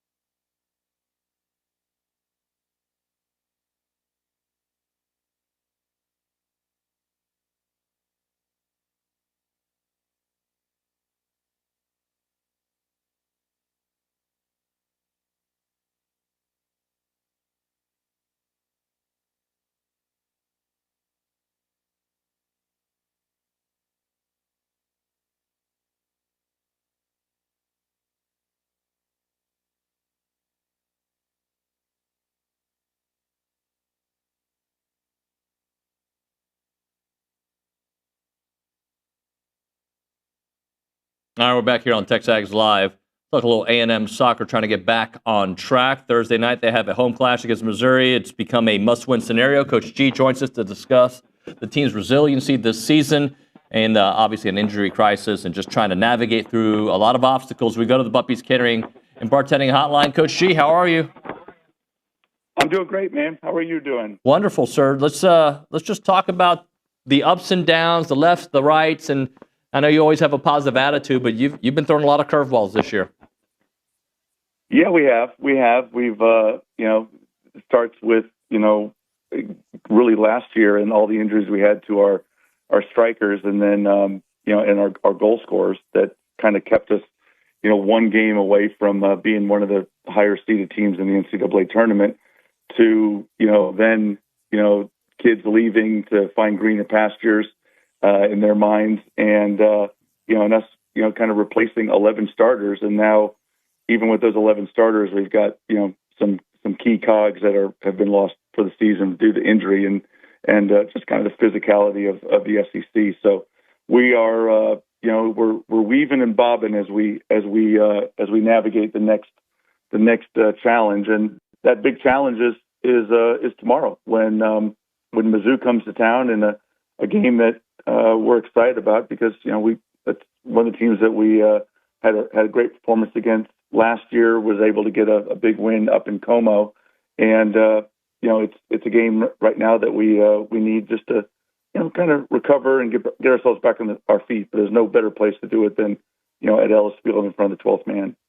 Well, just talk about the stakes here too, because you're getting close to the end of the season. You've seen some flashes of brilliance this year that, and the last time you played at Ellis was a flash of brilliance. Yeah, I mean the win over Texas was I think was a great opportunity for people to really see what this team is all about. The speed that we played at, the passion, the tenacity that the players have. That's what they've been doing, a lot when people aren't watching, and that's it's going to take now for us going forward. We're without Leah Diaz maybe for the rest of the season. We lost one of our very best defenders and the player who was running the whole right flank in Mia Scranton. Plus you got Taylor Jernigan who's out and some other knocks and pings that have been happening throughout the season.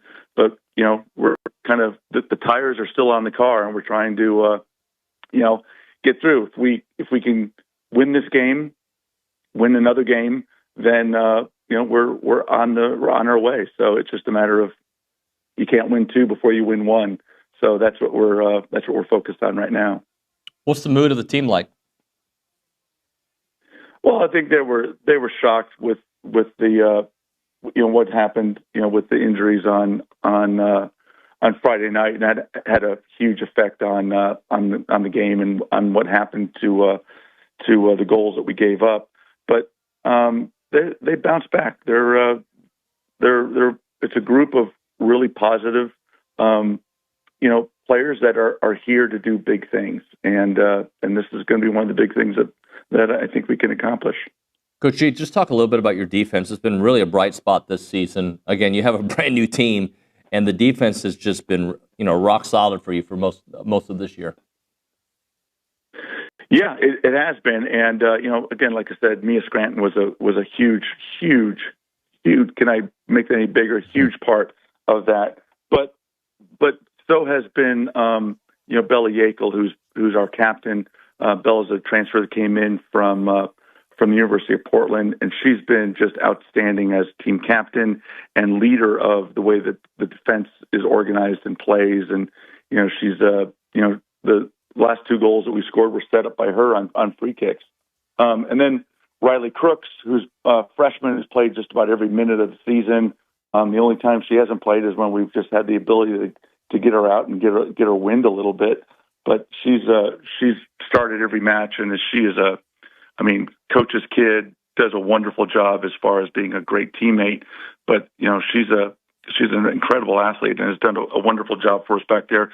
As Hattie Patterson, who's a transfer from Ole Miss and has gives us that left-footed kind of creativity that goes with it. And we've got now two freshmen that two more freshmen that are definitely in the starting lineup now with Lucy Lander, who's also been terrific. You know, she was injured in one of the games recently and had to miss some time, but we think she might be back for tomorrow. And then Tessa Lavender, who is also a freshman, Mexican national team player. She's been injured for most of the season. She was just able to come back and play for the first time this past weekend. So she'll step in for Scranton and try to kind of carry the load over there. So it's been a group that's been really, really, vibrant in the way that they've gone about challenges and taken challenges on. And, Tim, who's our new coach, has been just wonderful with them as far as organizing, keeping them positive, keeping them moving forward, understanding, when we make mistakes, how we learn from them.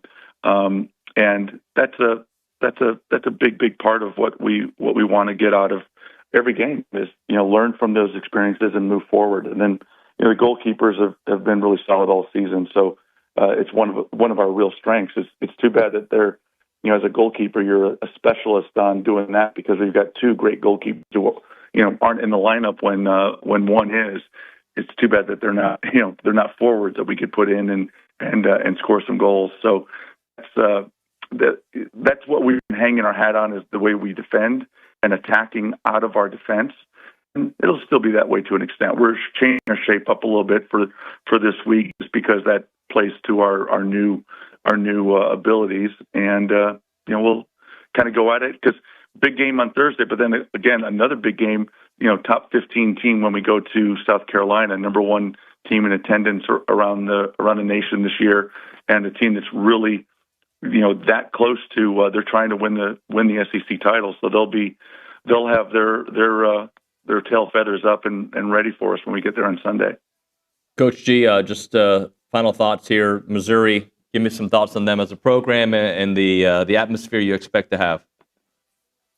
Well, Mizzou comes in. They've lost their last 6 games, so they're coming in as a bit of a wounded animal, and we've got to be careful about that. But we've got to go into the game with ourselves on the front foot. Stephanie Golan, who's their coach, every time we've played them, it's been incredibly tight. Like I said, last year we were able to win 1-0 on a scrappy goal we scored off of a corner kick, and but the 3 times prior to that were all ties. A draw here in College Station as well as up in Como. So it's we know it's going to be close. Both teams have got good defenses, but what we need is we need that support. I mean, that energy that comes from the 12th man, the energy that we had in our last home game against Texas was amazing, and that's one of the things that helps you get over those tough hurdles, and that's where we are right now. We really need as much as we can. These women have been working and sacrificing, and I'm hoping that people can come and sacrifice 2 hours to be a good ag and help this team with their passion and with their energy that they bring to Ellis Field. Coach G, good luck to you. We'll talk to you soon. Thanks, buddy. Appreciate it. Appreciate you, sir. That is Coach G on the Puppies Catering and Bartending Hotline. We'll hit a break. We'll come back. We'll get to some comments. The text line has been dead. People they were so excited about Aggie football on Monday, and now people are just listening. I need you guys to be active participants, okay? I want you to be seriously, you guys have failed me. I'm kind of kidding. Kind of not. Because sometimes you'll send a text and we're going to read it. So we're like, what's the point of sending the text if we're not going to read it, right? That's why Caden's got a job, to read humans' thoughts, not his own. He's not allowed to give his own thoughts. Just give it. We'll hit a break. We'll come back with more. Right now, a moment for Caldwell Country Chevrolet. Highway 21 in Caldwell, online at caldwellcountrychevrolet.com. If you're a business owner, that's the place to go to get your commercial vehicle. If you're not a business owner, go there anyway. If you're a human, go to Caldwell Country Chevrolet to find the next vehicle that you need. Pre-owned, new, whatever. They will take amazing care of you with great selection, great vehicles, which is basically great selection, great customer service, and of course, just the whole process will be fantastic for you. Complimentary pickup and delivery for their service customers, free oil changes for life once you purchase a vehicle from Caldwell Country Chevrolet, as long as you own that vehicle from Caldwell Country Chevrolet. It's the place to go. It's about a 15-minute drive, the edge of Bryan to the beginnings of Caldwell. Short conversation away, but you'll see the difference when you step on the lot and do business with the great people at Caldwell Country Chevrolet. Highway 21 in Caldwell online, CaldwellCountryChevrolet.com.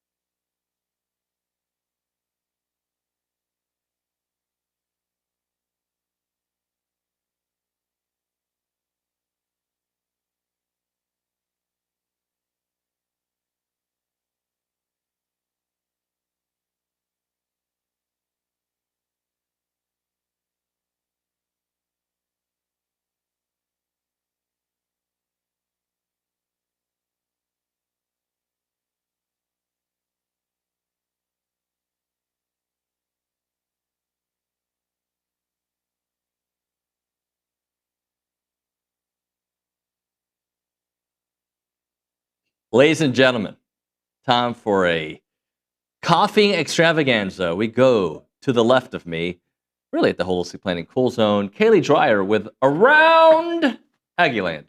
Good morning. How are you? I'm great. How I are just you? had a coughing attack before. It was awesome. It was No, fantastic. it was not awesome. It's been happening. Your panicking face, you look like Cade, like when things go wrong. Like you were like, oh my gosh, I'm about to be on the air I coughing. literally told them out there, I was like, I'm going to go in there and have a coughing You're attack. a freaking pro. You're good. You're fantastic at what you do. What do we have on Around Aggieland?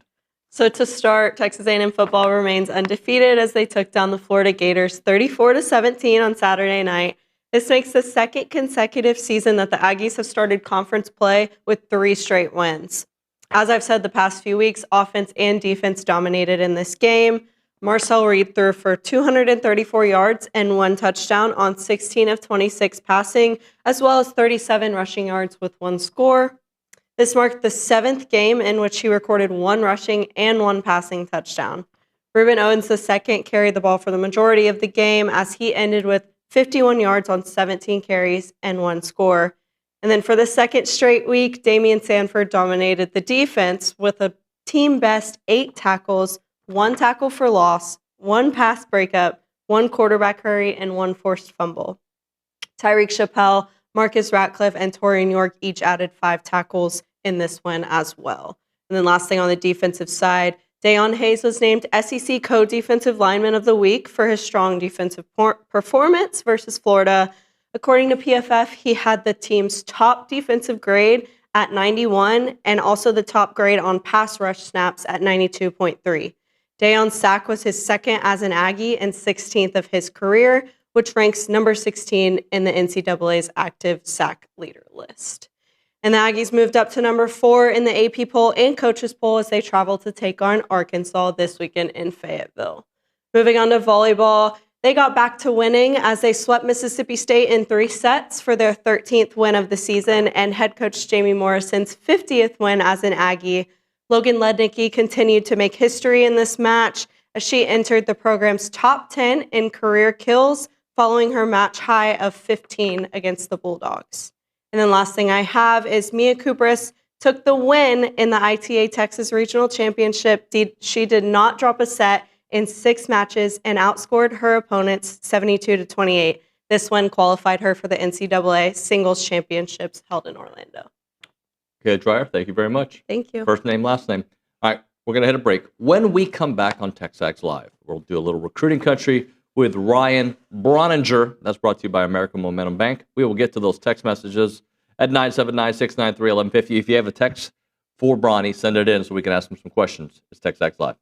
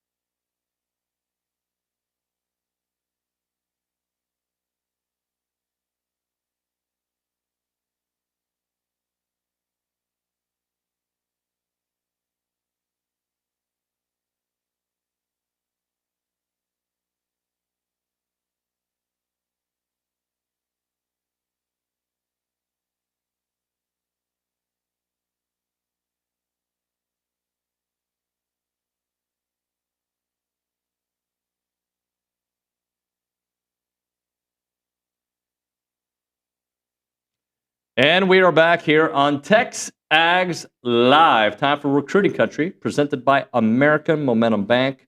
American Momentum Bank is the only privately owned bank headquartered in Bryan, College Station. They're committed to helping our community prosper by offering you a wide array of personal and business banking solutions specifically designed to help build financial success with confidence and momentum on your side. He's Ryan Brauninger. I'm David Nuño. And we're talking a little recruiting this morning. Hello, Ryan. Good morning, David. Let's talk recruiting. I was told we get too goofy, so right to the business. Who told you that you were too goofy? Doesn't matter. Anonymous Twitter and message board people, and their opinions matter to me, so straight to business. Why do you sound AI? No, zero fun, sir. No fun, Nuño. Welcome to my show. All right. Zero fun, sir. So straight to recruiting. Okay, fine. I don't care. Like, this is, I don't know. We have some real haters out there. Some of the B team. I think that's trickling over to these recruiting country segments. But so wait, because did you see some of the comments on B team on the TexAgs chat? It was fantastic. Was it? Yeah, we're working on it. We're working on it. We're trying to be consistent, trying to continue to have the algorithm going the right way. I probably need to be putting more show clips out. I started doing that, and I've since faded because I felt like I may have been over promoting. Like there's kind of a fine line you got to walk, but we're doing well, and I think we're close on a couple of potential sponsors, which I don't know. You know, once you're bought and paid for, do I have to we have to button it up a little bit? Do I button it up? Of course you do. You button up every morning. But that's because I'm wired that way. Okay, yes. I'm wired. We got new little mini desk to improve the look. Josh. Okay. Josh is in on the B team. Josh made his first appearance on the B team. Did he talk on it? He did talk. Wow. I tried to get him to stay because as we figured out over preseason kickoff, Josh has a stand-up routine that we didn't know about. He's funny. He stole the show at preseason kickoff. Oh, yeah, you don't remember? Yeah. He was great. So I asked him to come on the show yesterday, and he had some trepidation about doing it kind of off the cuff. So, you know, I may take some questions for Josh, and he said that he would come back on and answer them about what actually goes on the back end of TexAgs, because I don't even know that. Yep. If we have tech problems, I send it to Josh and his son Garrett, and then they fix it. Yep. And I would have no idea. Like, you realize, for as massive of a company as we run, there's very few people in this building that if something breaks on the back end that are capable of fixing it. Very few people. If Nick goes down, we have Cade, and that's about it. Actually, if I go down, I know there'd be issues. The B team. If I go down, the B team comes in. And what you don't know is I'm the upgrade. I'm going to get you. Coming here one day, I'm going to be hiding behind, Nancy Kerrigan? Tanya Harding, Nancy Kerrigan? Hiding behind the Angry Elephant Social Center. Jump out in a headlock, and you're asleep, and then I host the rest of the show until you wake up. I don't think you know how to do a headlock properly. I bet I could figure it out. I bet I can get out of it. You better wriggle. Anyway, I'm sorry. No Zero fun, sir. Well, I want to read you this, if you don't mind. Okay. TB40. I don't think TB40 watches me because I've never heard from him, okay? He says, now my feelings are hurt, TB40. The B team is like sitting around with your buddies shooting the bull. 22 shows in, and I haven't missed one yet. I added the freaking part. I love the show. Well, we appreciate that. And that might be either my mother or my dad or somebody related to me or Richard. I doubt it's my wife. She doesn't like to hear me talk that much ever. But we do appreciate it. And we're trying, that was the goal. Top of Mind Sports Show, whatever's going on in our lives, we're going to talk about. It'll be A&M centric. We're going to talk a lot, because we're going to talk recruiting here in a second. But we have not spoken one word about the Aggie baseball scrimmage on Friday night. So I'm going to take my airtime for the B team today. We're going to talk a lot about Aggie baseball because we just haven't done it with the fall wrapped up. And there's been some stuff said nationally that I think is unfair. Can you clue me in? I don't know what was said. Stuff said, not unfair. It was just like A&M's getting put to the back burner by some folks that we have tremendous respect for and tremendous relationships with at D1 baseball. Mm-hmm. And Kendall's one of them. And I would tell Kendall, hey, you came and watched A&M throw 8 innings of shutout baseball and beat TCU 7-1 in 9 innings. And the first thing you did was tweet about TCU afterward, how they're a contender. And I'm putting zero stock into the results of fall games, but what my eyes told me was that if TCU is going to be of that level of a contender, how is A&M not? So that was and I think everybody or a lot of folks are a little gun shy on A&M after last year. But to me, that should not, your year to year, like it shouldn't influence what you're able to look and evaluate a team each year, regardless of what happened the year before. If you have a lot of returners coming back, that influences your analysis of a team. But I sat there and watched A&M. I was like, man, this has been pretty good. Are you optimistic for this year? More so now than I was going into the fall because of what I've seen from the pitching. Okay. And that's without Sadeo and Stewart. So really interesting. What's their timeline?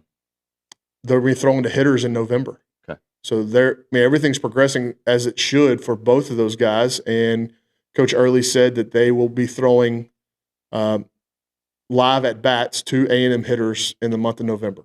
So that's very encouraging. Yeah, love to hear that. So one of the talking points you sent me was about just the momentum. We saw the opportunity there. So yeah, I think I phrased it as moment seized, momentum created. Yes, momentum created. So the moment that was at hand is something we talked about.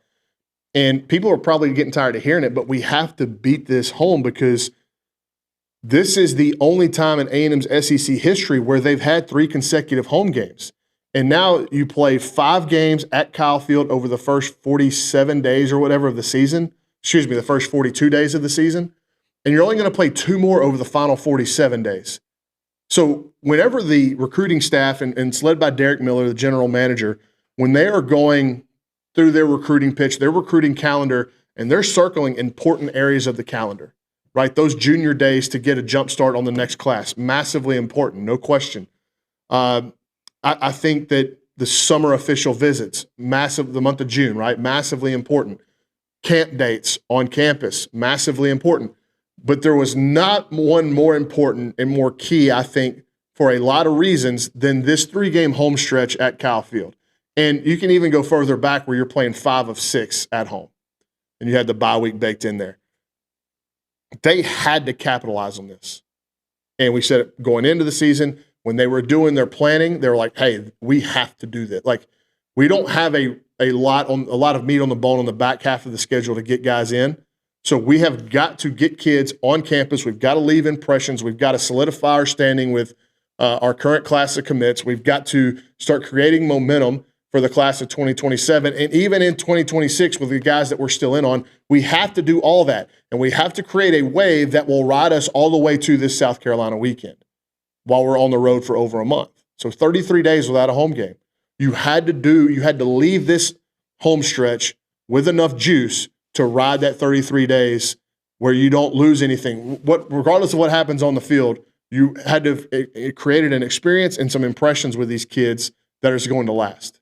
Yeah. By the way, there's a question from Randy on the YouTube page. I'll just read it. He asked, when does the page officially turn to 27? It doesn't officially turn, but I think more of the emphasis starts becoming the 27, right? Well, a lot of the emphasis is, it's so funny now because A&M's got 26 commitments. So the majority of their class in 2026 is done. So they have put a lot of time and energy into the 2027s, but you never fully turn the page until after the 26 class is signed. Right. And we fully anticipate them being completely done again in December. You're never concrete and definitive in recruiting. Something could happen where with what looks like it's going to be a crazy coaching carousel, it's already begun. How does that affect high school recruitments? Do kids wait to see how the coaching landscape falls into place and then they don't make a decision until February? Do they delay decisions? There's still a lot of stuff that can happen. But A&M, one of the key things that I thought that was important that they did over this homestand was solidify the commitments of guys that were looking around. And I never thought that they were in a scenario where they were on the verge of losing one of their commitments. I thought that regardless of what some of them were doing in terms of making plans and visiting other places, I never felt like A&M was, hey, this is a slippery slope. They really need to lock this down. But it still feels good to hear the kids say that or see the kids say that they're canceling visits. And it starts to me with KJ Edwards, running back out of Carthage, cancels Texas, cancels LSU, locks down his commitment in favor of A&M. Caden Johnson, his dad played at Auburn. Well, he was in Kyle Field to see A&M beat Auburn. Then he's back a couple of weeks later when A&M beats Florida. during that time, he shuts down his commitment. He had an official visit scheduled to Auburn. He's no longer taking that. You had Samu Mualo cancel visits. You had Storm Miller. Storm was never publicly saying he was going to go visit anywhere else, but there was a lot of Ohio State smoke coming out of Ohio about Storm. And when I talked to him on the phone after the visit, he's like, I'm 100% locked in now. So it's just good to hear them talk or say those things, regardless of the level of interest that they had in other programs, to be all the way in now with A&M. And another thing that's happened whenever you've had 5 home games in 7 weeks is that you've given those commits a chance to get in front of each other more and start building their own camaraderie face-to-face as opposed to through the cell phone. And I think that matters a bunch. And these guys get around each other and they finally spend more than a couple of hours here or there together. They're here and they're basically together the entire weekend at various points of those days. So I would say that the reaffirmations of the 2026 class were as important as anything that's happened in recruiting over these last 3 weeks and really going back to the start of the season. By the way, I'm going to read this text just so I can move on from it. With the rumors of Elko and Penn State, do you see Elko staying? Yes, I see him staying at A&M. It's not really a rumor. It's a wish list from people on websites. That's all it is. And I think Vegas even had the odds for, I saw this on our boards, of Elko going elsewhere, like the same as Saban taking a job. So don't worry about it. We'll tell you when you have to worry about it. Sorry. Yeah, I'm not worried about it at all at this current juncture. And what's going to be interesting is, like, what are the echelon of jobs that Elko's name would even come up for? Because the only one that may be of that caliber is Penn State. And if he's not from New Jersey, if he was from Idaho, would this even be a talking point? So it's not a talking point. It's the way I look it's at not. it. And it's message board fodder and it's message board rumor. And the people that deal in such things as coaching changes and the direction of coaching searches, the real people that have put names out there, Mike Elko's not mentioned. Yep. Let's talk a little bit about, so this 26 class, full, but there's a little wiggle room, right? Well, you look at who they've gotten in on campus over this homestand, and guys committed elsewhere. And it's KJ Ford from Duncanville, committed to Florida. He's been here twice. Tank Jones, committed to Oregon from Mobile, Alabama. This is a guy you really push hard for and Oregon beat you for in the summer. You got him back on campus. Tyreek Green's a safety committed to Georgia. Kind of snuck him in late last week. Jaden Warren from Iowa Colony. I want to talk about him for a little bit because I have been really high on him, and I wished A&M would have pushed the gas pedal. They brought him in on an official, but it was kind of hard to tell where he sat on their receiver and big board. I liked him from day one because for a couple of reasons. Number one, he can really run. Top end speed, there's real track times for Jaden Warren. And number two, every time I've seen him play in person, he's been the best player on the field. And I think that matters. If you're going to be like a highly touted, highly recruited kid, when the lights turn on, you need to make plays. So, he's a good blend of player and prospect. And now as the season's gone on, as much success as A&M's had with this receiver room and their ability to create separation and their ability to just run and their overall athletic profile, not just being 50-50 ball winners, length and wingspan don't matter as much as the ability to separate and your catch radius, which is determined by your athleticism. I think Jaden Warren fits into that mold.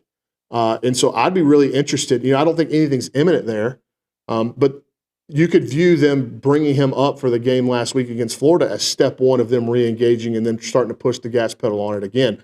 I'd like to see them go full throttle after Jaden Warren. I think he's a really good player. Who's the young man that's committed to Florida you just mentioned a moment? KJ Ford. KJ Ford, that's right. That's another one. To me, though, it's different. I think if A&M wants KJ Ford, they decide that we're in, I think they're going to get him. Now, that's due to a couple of things. His affinity for Texas A&M. I don't know that he had a spot at A&M when he made his decision to Florida, but now A&M could be looking at it and going, you just try to – things change weekly with this stuff, man. Right. How do you project the depth chart anymore? You don't know who's staying and who's going every 10 months. So this may be something that A&M's warming up the idea to again, but if they fully decide that, okay, we need KJ Ford, we want KJ Ford, then I think they'll get him. Jaden Warren, I think, is a little bit different. Like they're going to have to. It's not going to just be like one decision and he's in. I think they're going to have to recruit him because now he's only committed to U of H, but the stigma around U of H is changing because of the money they've invested. And Tillman Fertitta is he's like Cody Campbell to a lesser extent, but it's he's a viable piece to a recruiting puzzle in a city with so many people and so many talented athletes. I think he's what a crazy bug. What is that? That's a killer. That's not a if killer. If it bites you, you die. It's over. Wrap.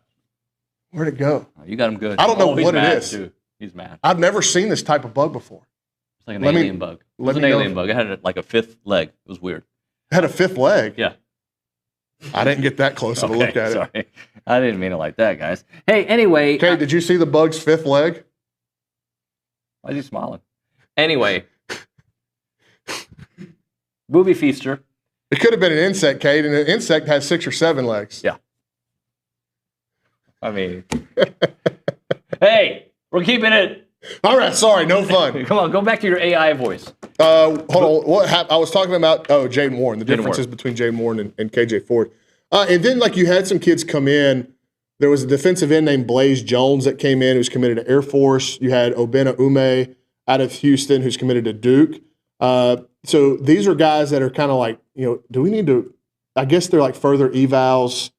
They have some intriguing qualities. We've talked so much about how A&M values a lot of the measurables that they see in the NFL and what gets drafted into the combine. And so some of those kids that they're bringing in that don't have offers that may be committed to what you would consider schools of a lower echelon than Texas A&M right now, like they're just making sure, like, hey, we're not missing this, Obena Ume. He's a kid in Houston, has good numbers, gets to the quarterback. Make sure we're not missing on something here, like a kind of a diamond in the rough. And so they've done a great job of kind of covering all their bases and they can be selective, right? Because they've got so many kids committed and they've got so many of their top targets committed. It's not just players, it's quality. When you look, especially that defensive line spot, when you look at Jermaine Kinsler and Bryce Perry Wright and Tristan Givens and Samu Muala, they're hitting a lot of bases here. So what do they need remaining in the rest of the class? I think that's something that they can be really specific with. They obviously, I think they would want another receiver, but it's got to be the right one. Like he's got to fit what they really want. And I think Booby Feaster, that ship is sailing and continues to sail further away from Texas A&M. USC's had a good year. They got a massive game for them this weekend. But what happens if they lose a couple and then the Lick and Riley talk starts? Right, up again? But there's been some stuff on social media I've seen floating around that Booby's he's shutting it down. He's locked in with USC, and that's fine. A&M went all in on him and they missed, and that happens in recruiting. They have way more hits than they do misses in last cycle and in this cycle, and you're starting to see it play out on the field that way as well. Like how much shine did they get for landing Jamarian Morrow? Not much outside of College Station, Texas, and that kid looks like a real player. He does look like a real player. All right, we'll come back. Also, when we come back, you got a couple other things to get to, but I want to ask you about Cassius Howell's development here and what that can mean for these young defensive players that are like, this is what it's like, because you can point at other examples of guys NFL bound or who are in the NFL now that have been coached by Coach Elko. So we'll talk about that on the other side. If your organization or your business is looking for an opportunity to engage with Aggies, then check out the Association of Former Students. They bring Aggies of all ages together during their marquee events held throughout the year. Good events, too. You got the Aggie Ring Day. You got all Aggie Hullabaloo, the Gathering. They all welcome tens of thousands of guests, and there are many sponsorship and vendor opportunities to get your brand in front of those attendees. And there was also advertising opportunities in both the Texas Aggie Magazine and the Aggie News newsletter, which are seen by over 230,000 people. So if your business is ready to engage with Aggies, choose a partner with the organization that's been supporting the Aggie Network for the last 140 years. For more information on options available through the association, please email sponsorships@aggienetwork.com. It is the Association of Former Students.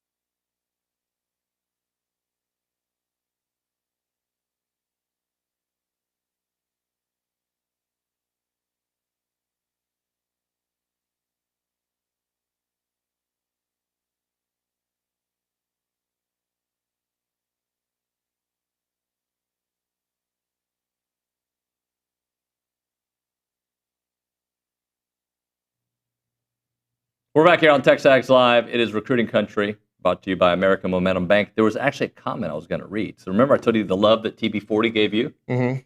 He actually says, because remember I called him out, like, hey, what about me? I'm chopped liver. Yeah, but this feels like you strong-armed him and giving you a compliment. Now you're. Yeah, I didn't think he was listening, though. But you feel better about this than you should. All you've done is bully somebody. You've made somebody feel bad because your feelings were hurt. And we just talked about this during the break.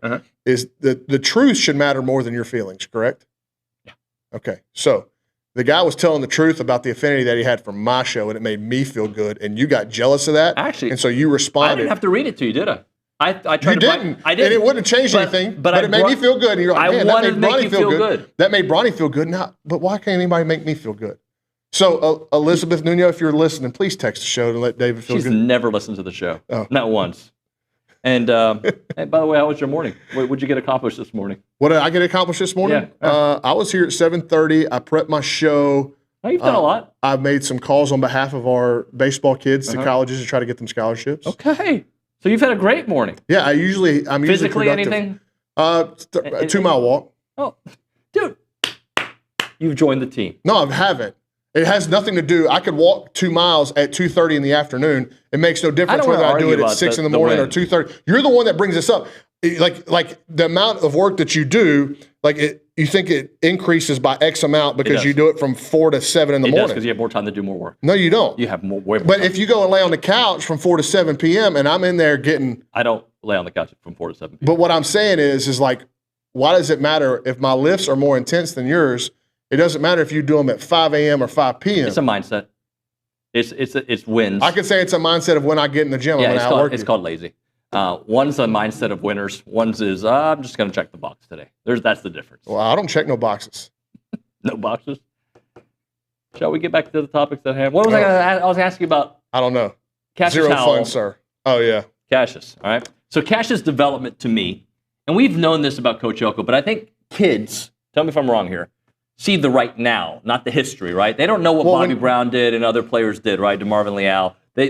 Maybe they do, but they see probably what's know happening Von now. Miller and Myles Garrett. Yeah. And that happened, with a completely different coaching staff. But what they do see and what Coach Elko and his staff can thus utilize going forward in their recruiting pitches is differently. Look how they've developed players, right? Like if you're a transfer portal wide receiver, if you're a transfer portal offensive lineman, or if you're a transfer portal pass rusher, wow, look what A&M has done with Cassius Howell. Look what they've done with Deion Hayes. Look what they did with Armaje Reed-Adams. Look what they've done with KC and Mario. You understand what I'm saying? Yep. If you're a safety, look what they've done with Marcus Ratcliffe, who came from a lower level and is now a pretty good SEC player. And then you look at also on the high school side how they're developing their play. You look at Jamarian Morrow, or you look at Marcel Reed as a guy that has gotten continuously better. The tight end position that has a mix of high school guys and Theo, and then the transfers with Nate, Mike O'Reilly. So you have a good mix of it. It's a credit to the overall development that's going on across the street. The offensive line is got a bunch of guys that you recruited and you developed. But it's also got one of its best players at left guard, was a guy that's from Dallas, went to Kansas, a program that you would consider a tier below Texas A&M, and he's come here and he's gotten better. Now he's playing his way in the first couple of rounds of the draft. So they can point to a lot of different areas of their current roster for the development. And when that starts happening, then it's less of, hey, I need you to see my vision, and it goes toward, I actually need you to see what's happening. This isn't a vision anymore. We're actually putting a product on the field. And that was the gist of my article yesterday. My long form was like, it's nice when the steak sells itself and you don't have to have all the sizzle. Mm-hmm. Now, the sizzle's still really good. The sizzle is Kyle Field game day, all the stuff that goes along with Texas A&M. But at some point, it's the same thing what happened with Jimbo at the end. The steak stunk. Yep. Nobody wanted to eat the steak, so the sizzle didn't matter. Everybody knew. Every Yelp review was like, the steak here stinks. Don't go. Atmosphere is incredible. You're going to have a good time when you go. They got a lot of bells and whistles, but the food stinks. Don't go. So now that the food starts tasting better, the sizzle is even more attractive. So it's just nice to have that. And again, it goes back to the point. When you have 5 games in 7 weeks at home, you have to capitalize on it, and they did. After 27, 13 of the TexAgs top 15 in 2027 have made it for visits. Yeah, over the course of this 3-game stretch, which is pretty remarkable. I think the only two that weren't were Trenton Yancey, the wide receiver out of Duncanville, and Kavian Bryant, a quarterback out of Palestine Westwood. Both of them have never really had A&M involved. A&M's already got a 2027 quarterback commit, so you can see why they don't bring Kavian Bryant in. But, yeah, I mean, and we've seen A&M take huge strides forward with a lot of those top 15 players in the state. And, you know, in the area that I cover, Kennedy Brown and Landon Williams-Callis are two that come to the forefront. Kennedy Brown, an offensive tackle out of Kingwood, and then Landon Williams-Callis is just an electrifying running back out of Richmond Randall. A&M, I think they probably moved the needle more with Kennedy Brown, but they definitely went in the right direction with Landon Williams-Callis as well. So long way to go on those recruitments to get them, you know, over the hump. And there's still, I mean, there's so many battles that they're fighting for both of those kids because they're so highly regarded. But encouraging, very encouraging. And then, you know, if Jason were on here, they've really made huge pushes in Dallas for guys like John Meredith and Jaquan Snell and Cooper Witten, even in East Texas with Ish Kamara. So the list goes on, but this is kind of the groundwork and the launching point for this 2027 group. If you can start building this momentum in state, and look, I'm just talking about in the state of Texas. That's completely discounting or not taking into account the amount of number 1 through 5 players at their position nationally that they brought in from outside the state of Texas over this homestand. So again, like they've checked every single box. And the big question I have, and this is what I think A&M fans are looking at, and you're 6-0, going into Harley-Davidson night at Fayetteville where it's going to be rainy, and who knows, like Arkansas, they play you close every year. This is never a game where you can just kind of put your feet up and breathe. I would imagine it's going to be like that again on Saturday night. I was surprised that the spread is only 7.5. Like Vegas knows that this game is typically played tight. So I expect some heart and throat moments on Saturday. And then you go to LSU, and then you go to Missouri. What does this whole thing, recruiting, on-field product, what does this whole thing look like whenever you come back home and play South Carolina? Oh, so what could it look like? We'll close out with that. I mean, I think if you go through this 3-game road trip 2-1, then you come back with South Carolina, even though is that announced as a morning kick? I don't think they've announced it yet. Okay. Whatever. It may be in that window, though. Whatever time you kick at, there's going to be some juice in here because you'd come back at whatever, and with one loss, it would be 8-1 at that point. You'd come back 8-1 with everything in front of you, where if you beat South Carolina, there's 9 wins. And then Sanford's going to be 10, and you walk into Austin with a chance to to go to Atlanta again, probably already comfortably in the playoff. Right. So this next 4 weeks, 3 games in 4 weeks, determines a whole lot. On the flip side, if you go on the road and flounder, it could undo a lot of the stuff that you've done. So everybody talked about this 3-game homestand being important, and it is. But every time you win a game, guess what? The ones behind it get more important. So starting this Saturday in Fayetteville, not only for the outlook of this season, but also the momentum that you've built to carry it into South Carolina when you come back to Kyle Field, huge, huge, huge. I would also say that these 2 of the next 3 games are not only on the road, are harder than the games you played at home. Teams are better. Oh, absolutely. So yeah. You've got that. All right. Well, thank you very much, Bunny. We'll come back with Peter Burns. Right now, we're talking about our good friends at Paragon Financial Advisors. When it comes to peace of mind and your money, you need to check out the Aggie-owned company, Paragon Financial Advisors. They're an independent fiduciary serving clients all across Texas. So you get no sales pitches, no commissions, just honest financial planning and investment management. And what really sets them apart is the over 9 CFPs, the CFA, the CPA, all on staff. And these folks take their credentials seriously, and they work tirelessly to help you build a future that you can feel really good about. So what you need to do is go to paragon-adv.com or give them a call at 979-693-3907 to schedule your free consultation today. It is Paragon Financial Advisors, integrity, expertise, and trust. It is Paragon Financial Advisors.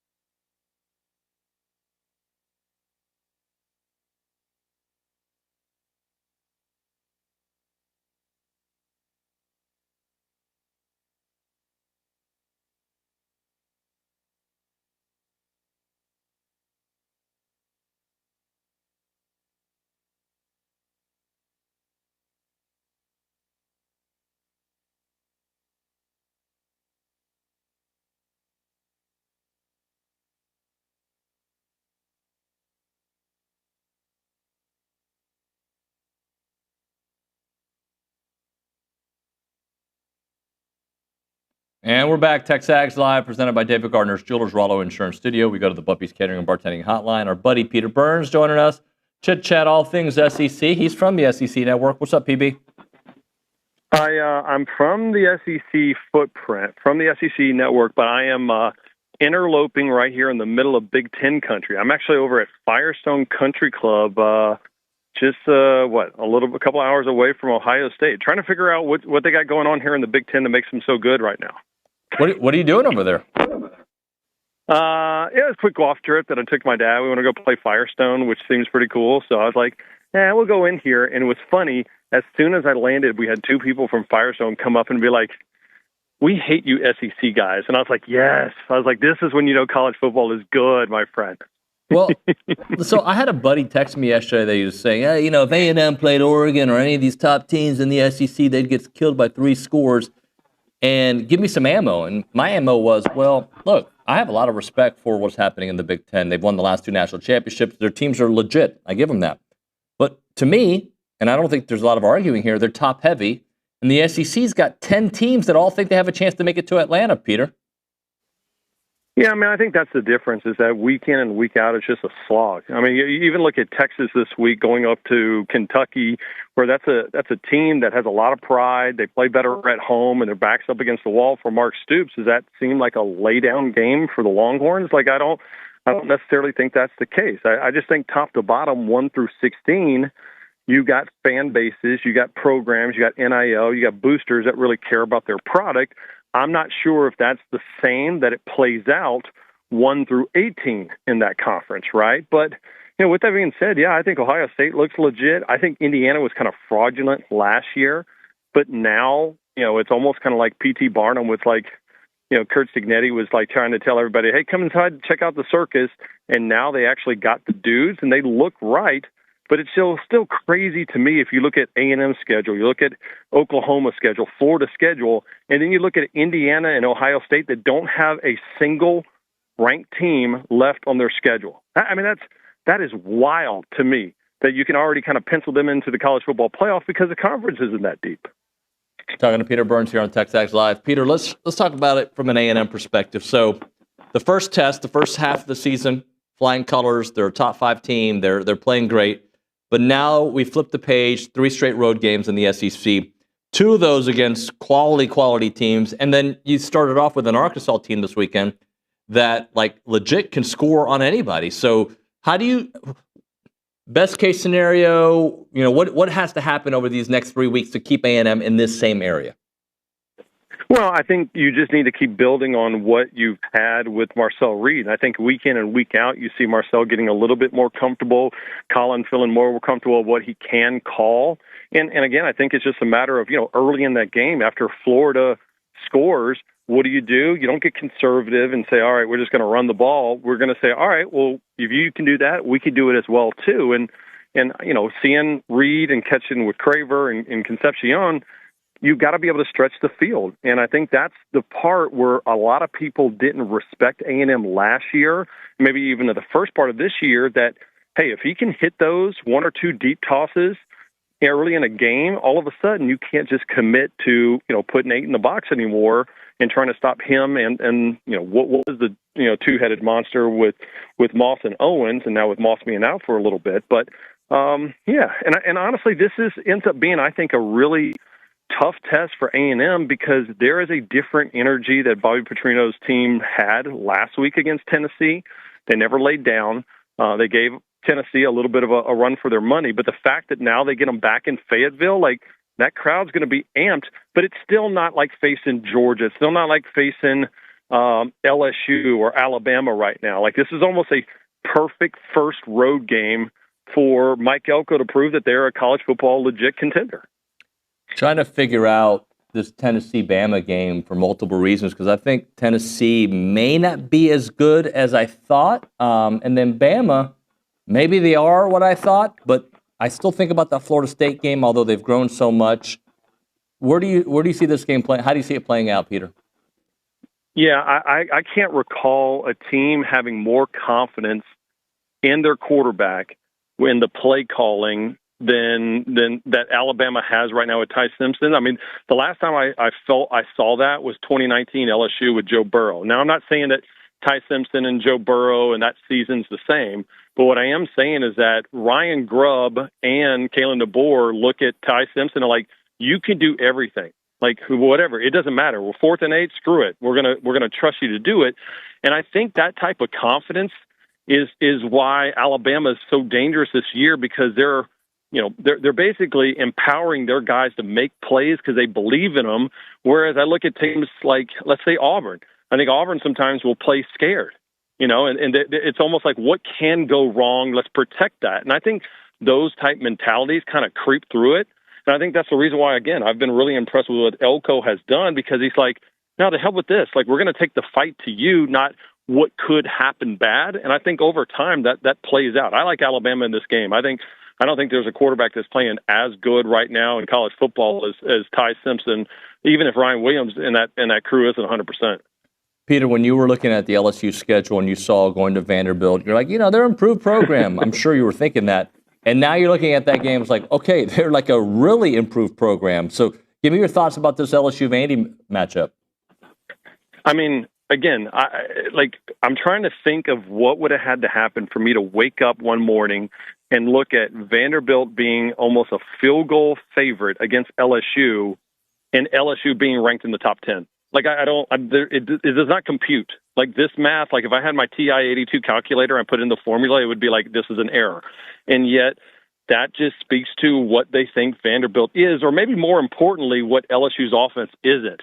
I think they finally saw a healthy Garrett Nussmeier last week, and he was back to a little bit more of his gunslinging mode, which obviously killed them against A&M last year, those costly interceptions.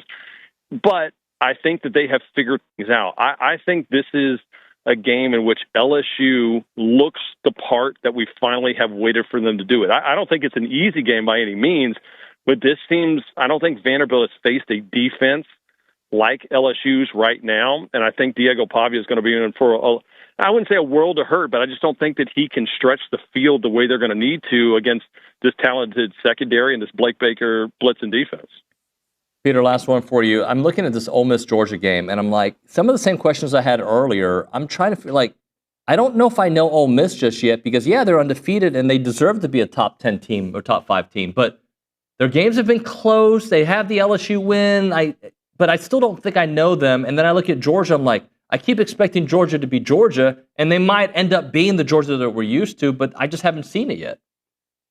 Yeah, and they're learning how to win differently, but I think that's the most important thing. They're winning those games. And I go back and look at what Georgia was able to do at Tennessee and the way Gunnar Stockton had some success and the way that they kept battling, even the way they battled last week against Auburn on the road. I mean, this is a team that's battle-tested, and now you get them at home. I mean, as much as I love Trinidad Chambliss, he looked a little lost coming off the bye week, and I think that's a part of it, is that teams are getting a little bit more tape on Trinidad, and they know how to defend him. And if you give Glenn Schumann and you give Kirby an opportunity to study some tape on you, there's a reason why they got him as an 8.5-point favorite. I think Georgia is in a great spot here. And keep in mind, Trinidad has not had a start on the road, and that place is going to be rocking. I like Georgia by double digits in that one. That is Peter Burns from the SEC Network. Peter, we appreciate you, sir. Talk to you soon. Hopefully they don't spike my coffee and try to roofie me over here in Big Ten country. So if I survive, we'll talk to you next week. All right, brother. Enjoy the golf. Talk to you soon. Say bye. Later. Peter Burns there on the Buppy's Catering and Bartending Hotline. We'll hit a break. When we come back, I'm sure Caden will got some good stuff for us, but we also have some comments from Bobby Petrino on the SEC Coaches Teleconference. We'll get into some of those. That and more. You're listening to TexAgs Live, presented by David Gardner's Jewelers.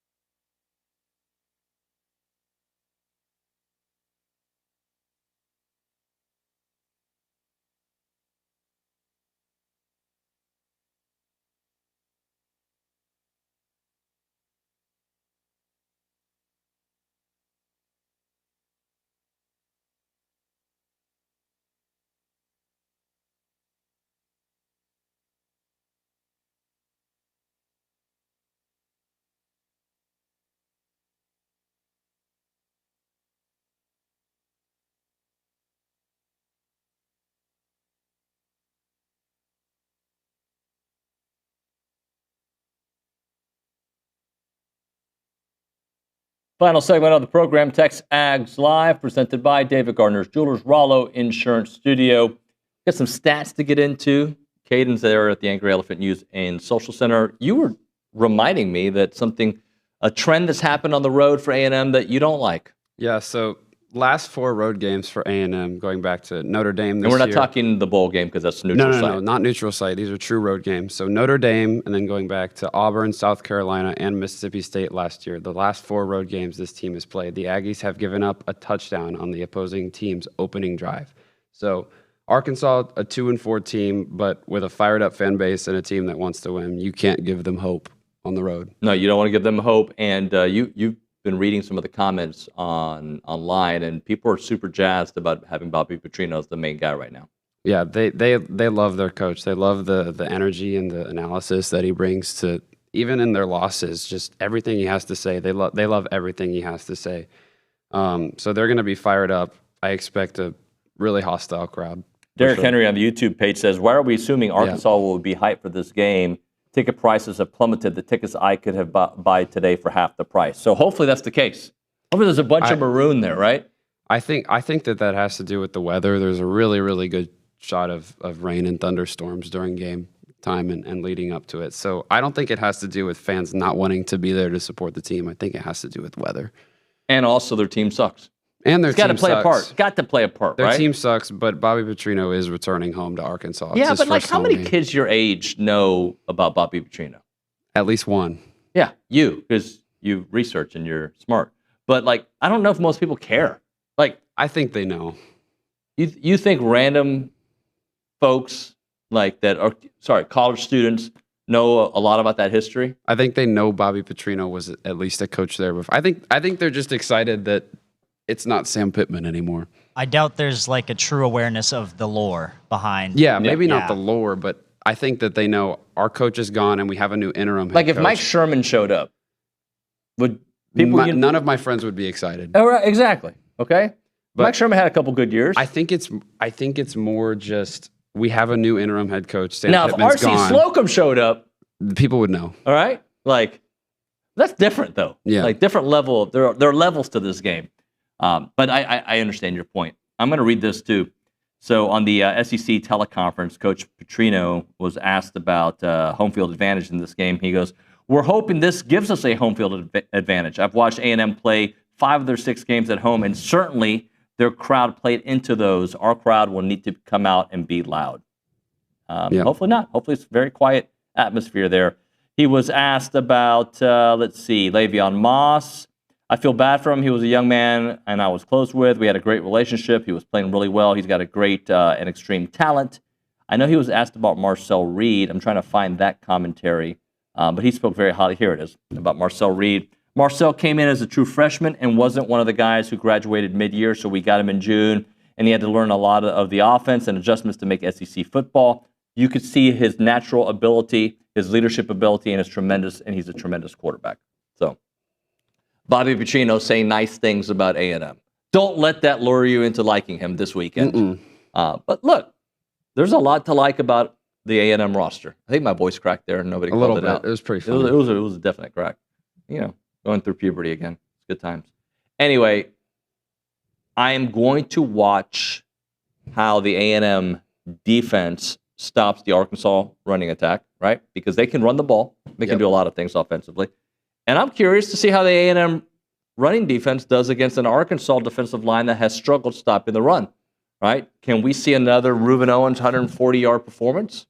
I'm not worried about the offense starting out fast. I'm more concerned about the defense starting out fast. If they come out and score a touchdown on their opening drive and then we struggle on offense or something and they get the ball back, that's the last spot you want to be in on the road in the SEC. You don't want to be. You want to shut them down and you want to go out and score, and then you want to have the Arkansas fans sitting there going, "Oh no, time to go." But time to go on the show and there. But also A&M weathered 14 quick points from Florida quite well with a much better defense than what Arkansas has. All right, guys, that's going to do it for TexAgs Live. No music in the background, at least in my headphones. That's all right. Tomorrow on the show, we'll have people like Aaron Torres. We'll have the Fan Show guys. We'll have Stephen McGee, Ryan Swope. We'll see you then.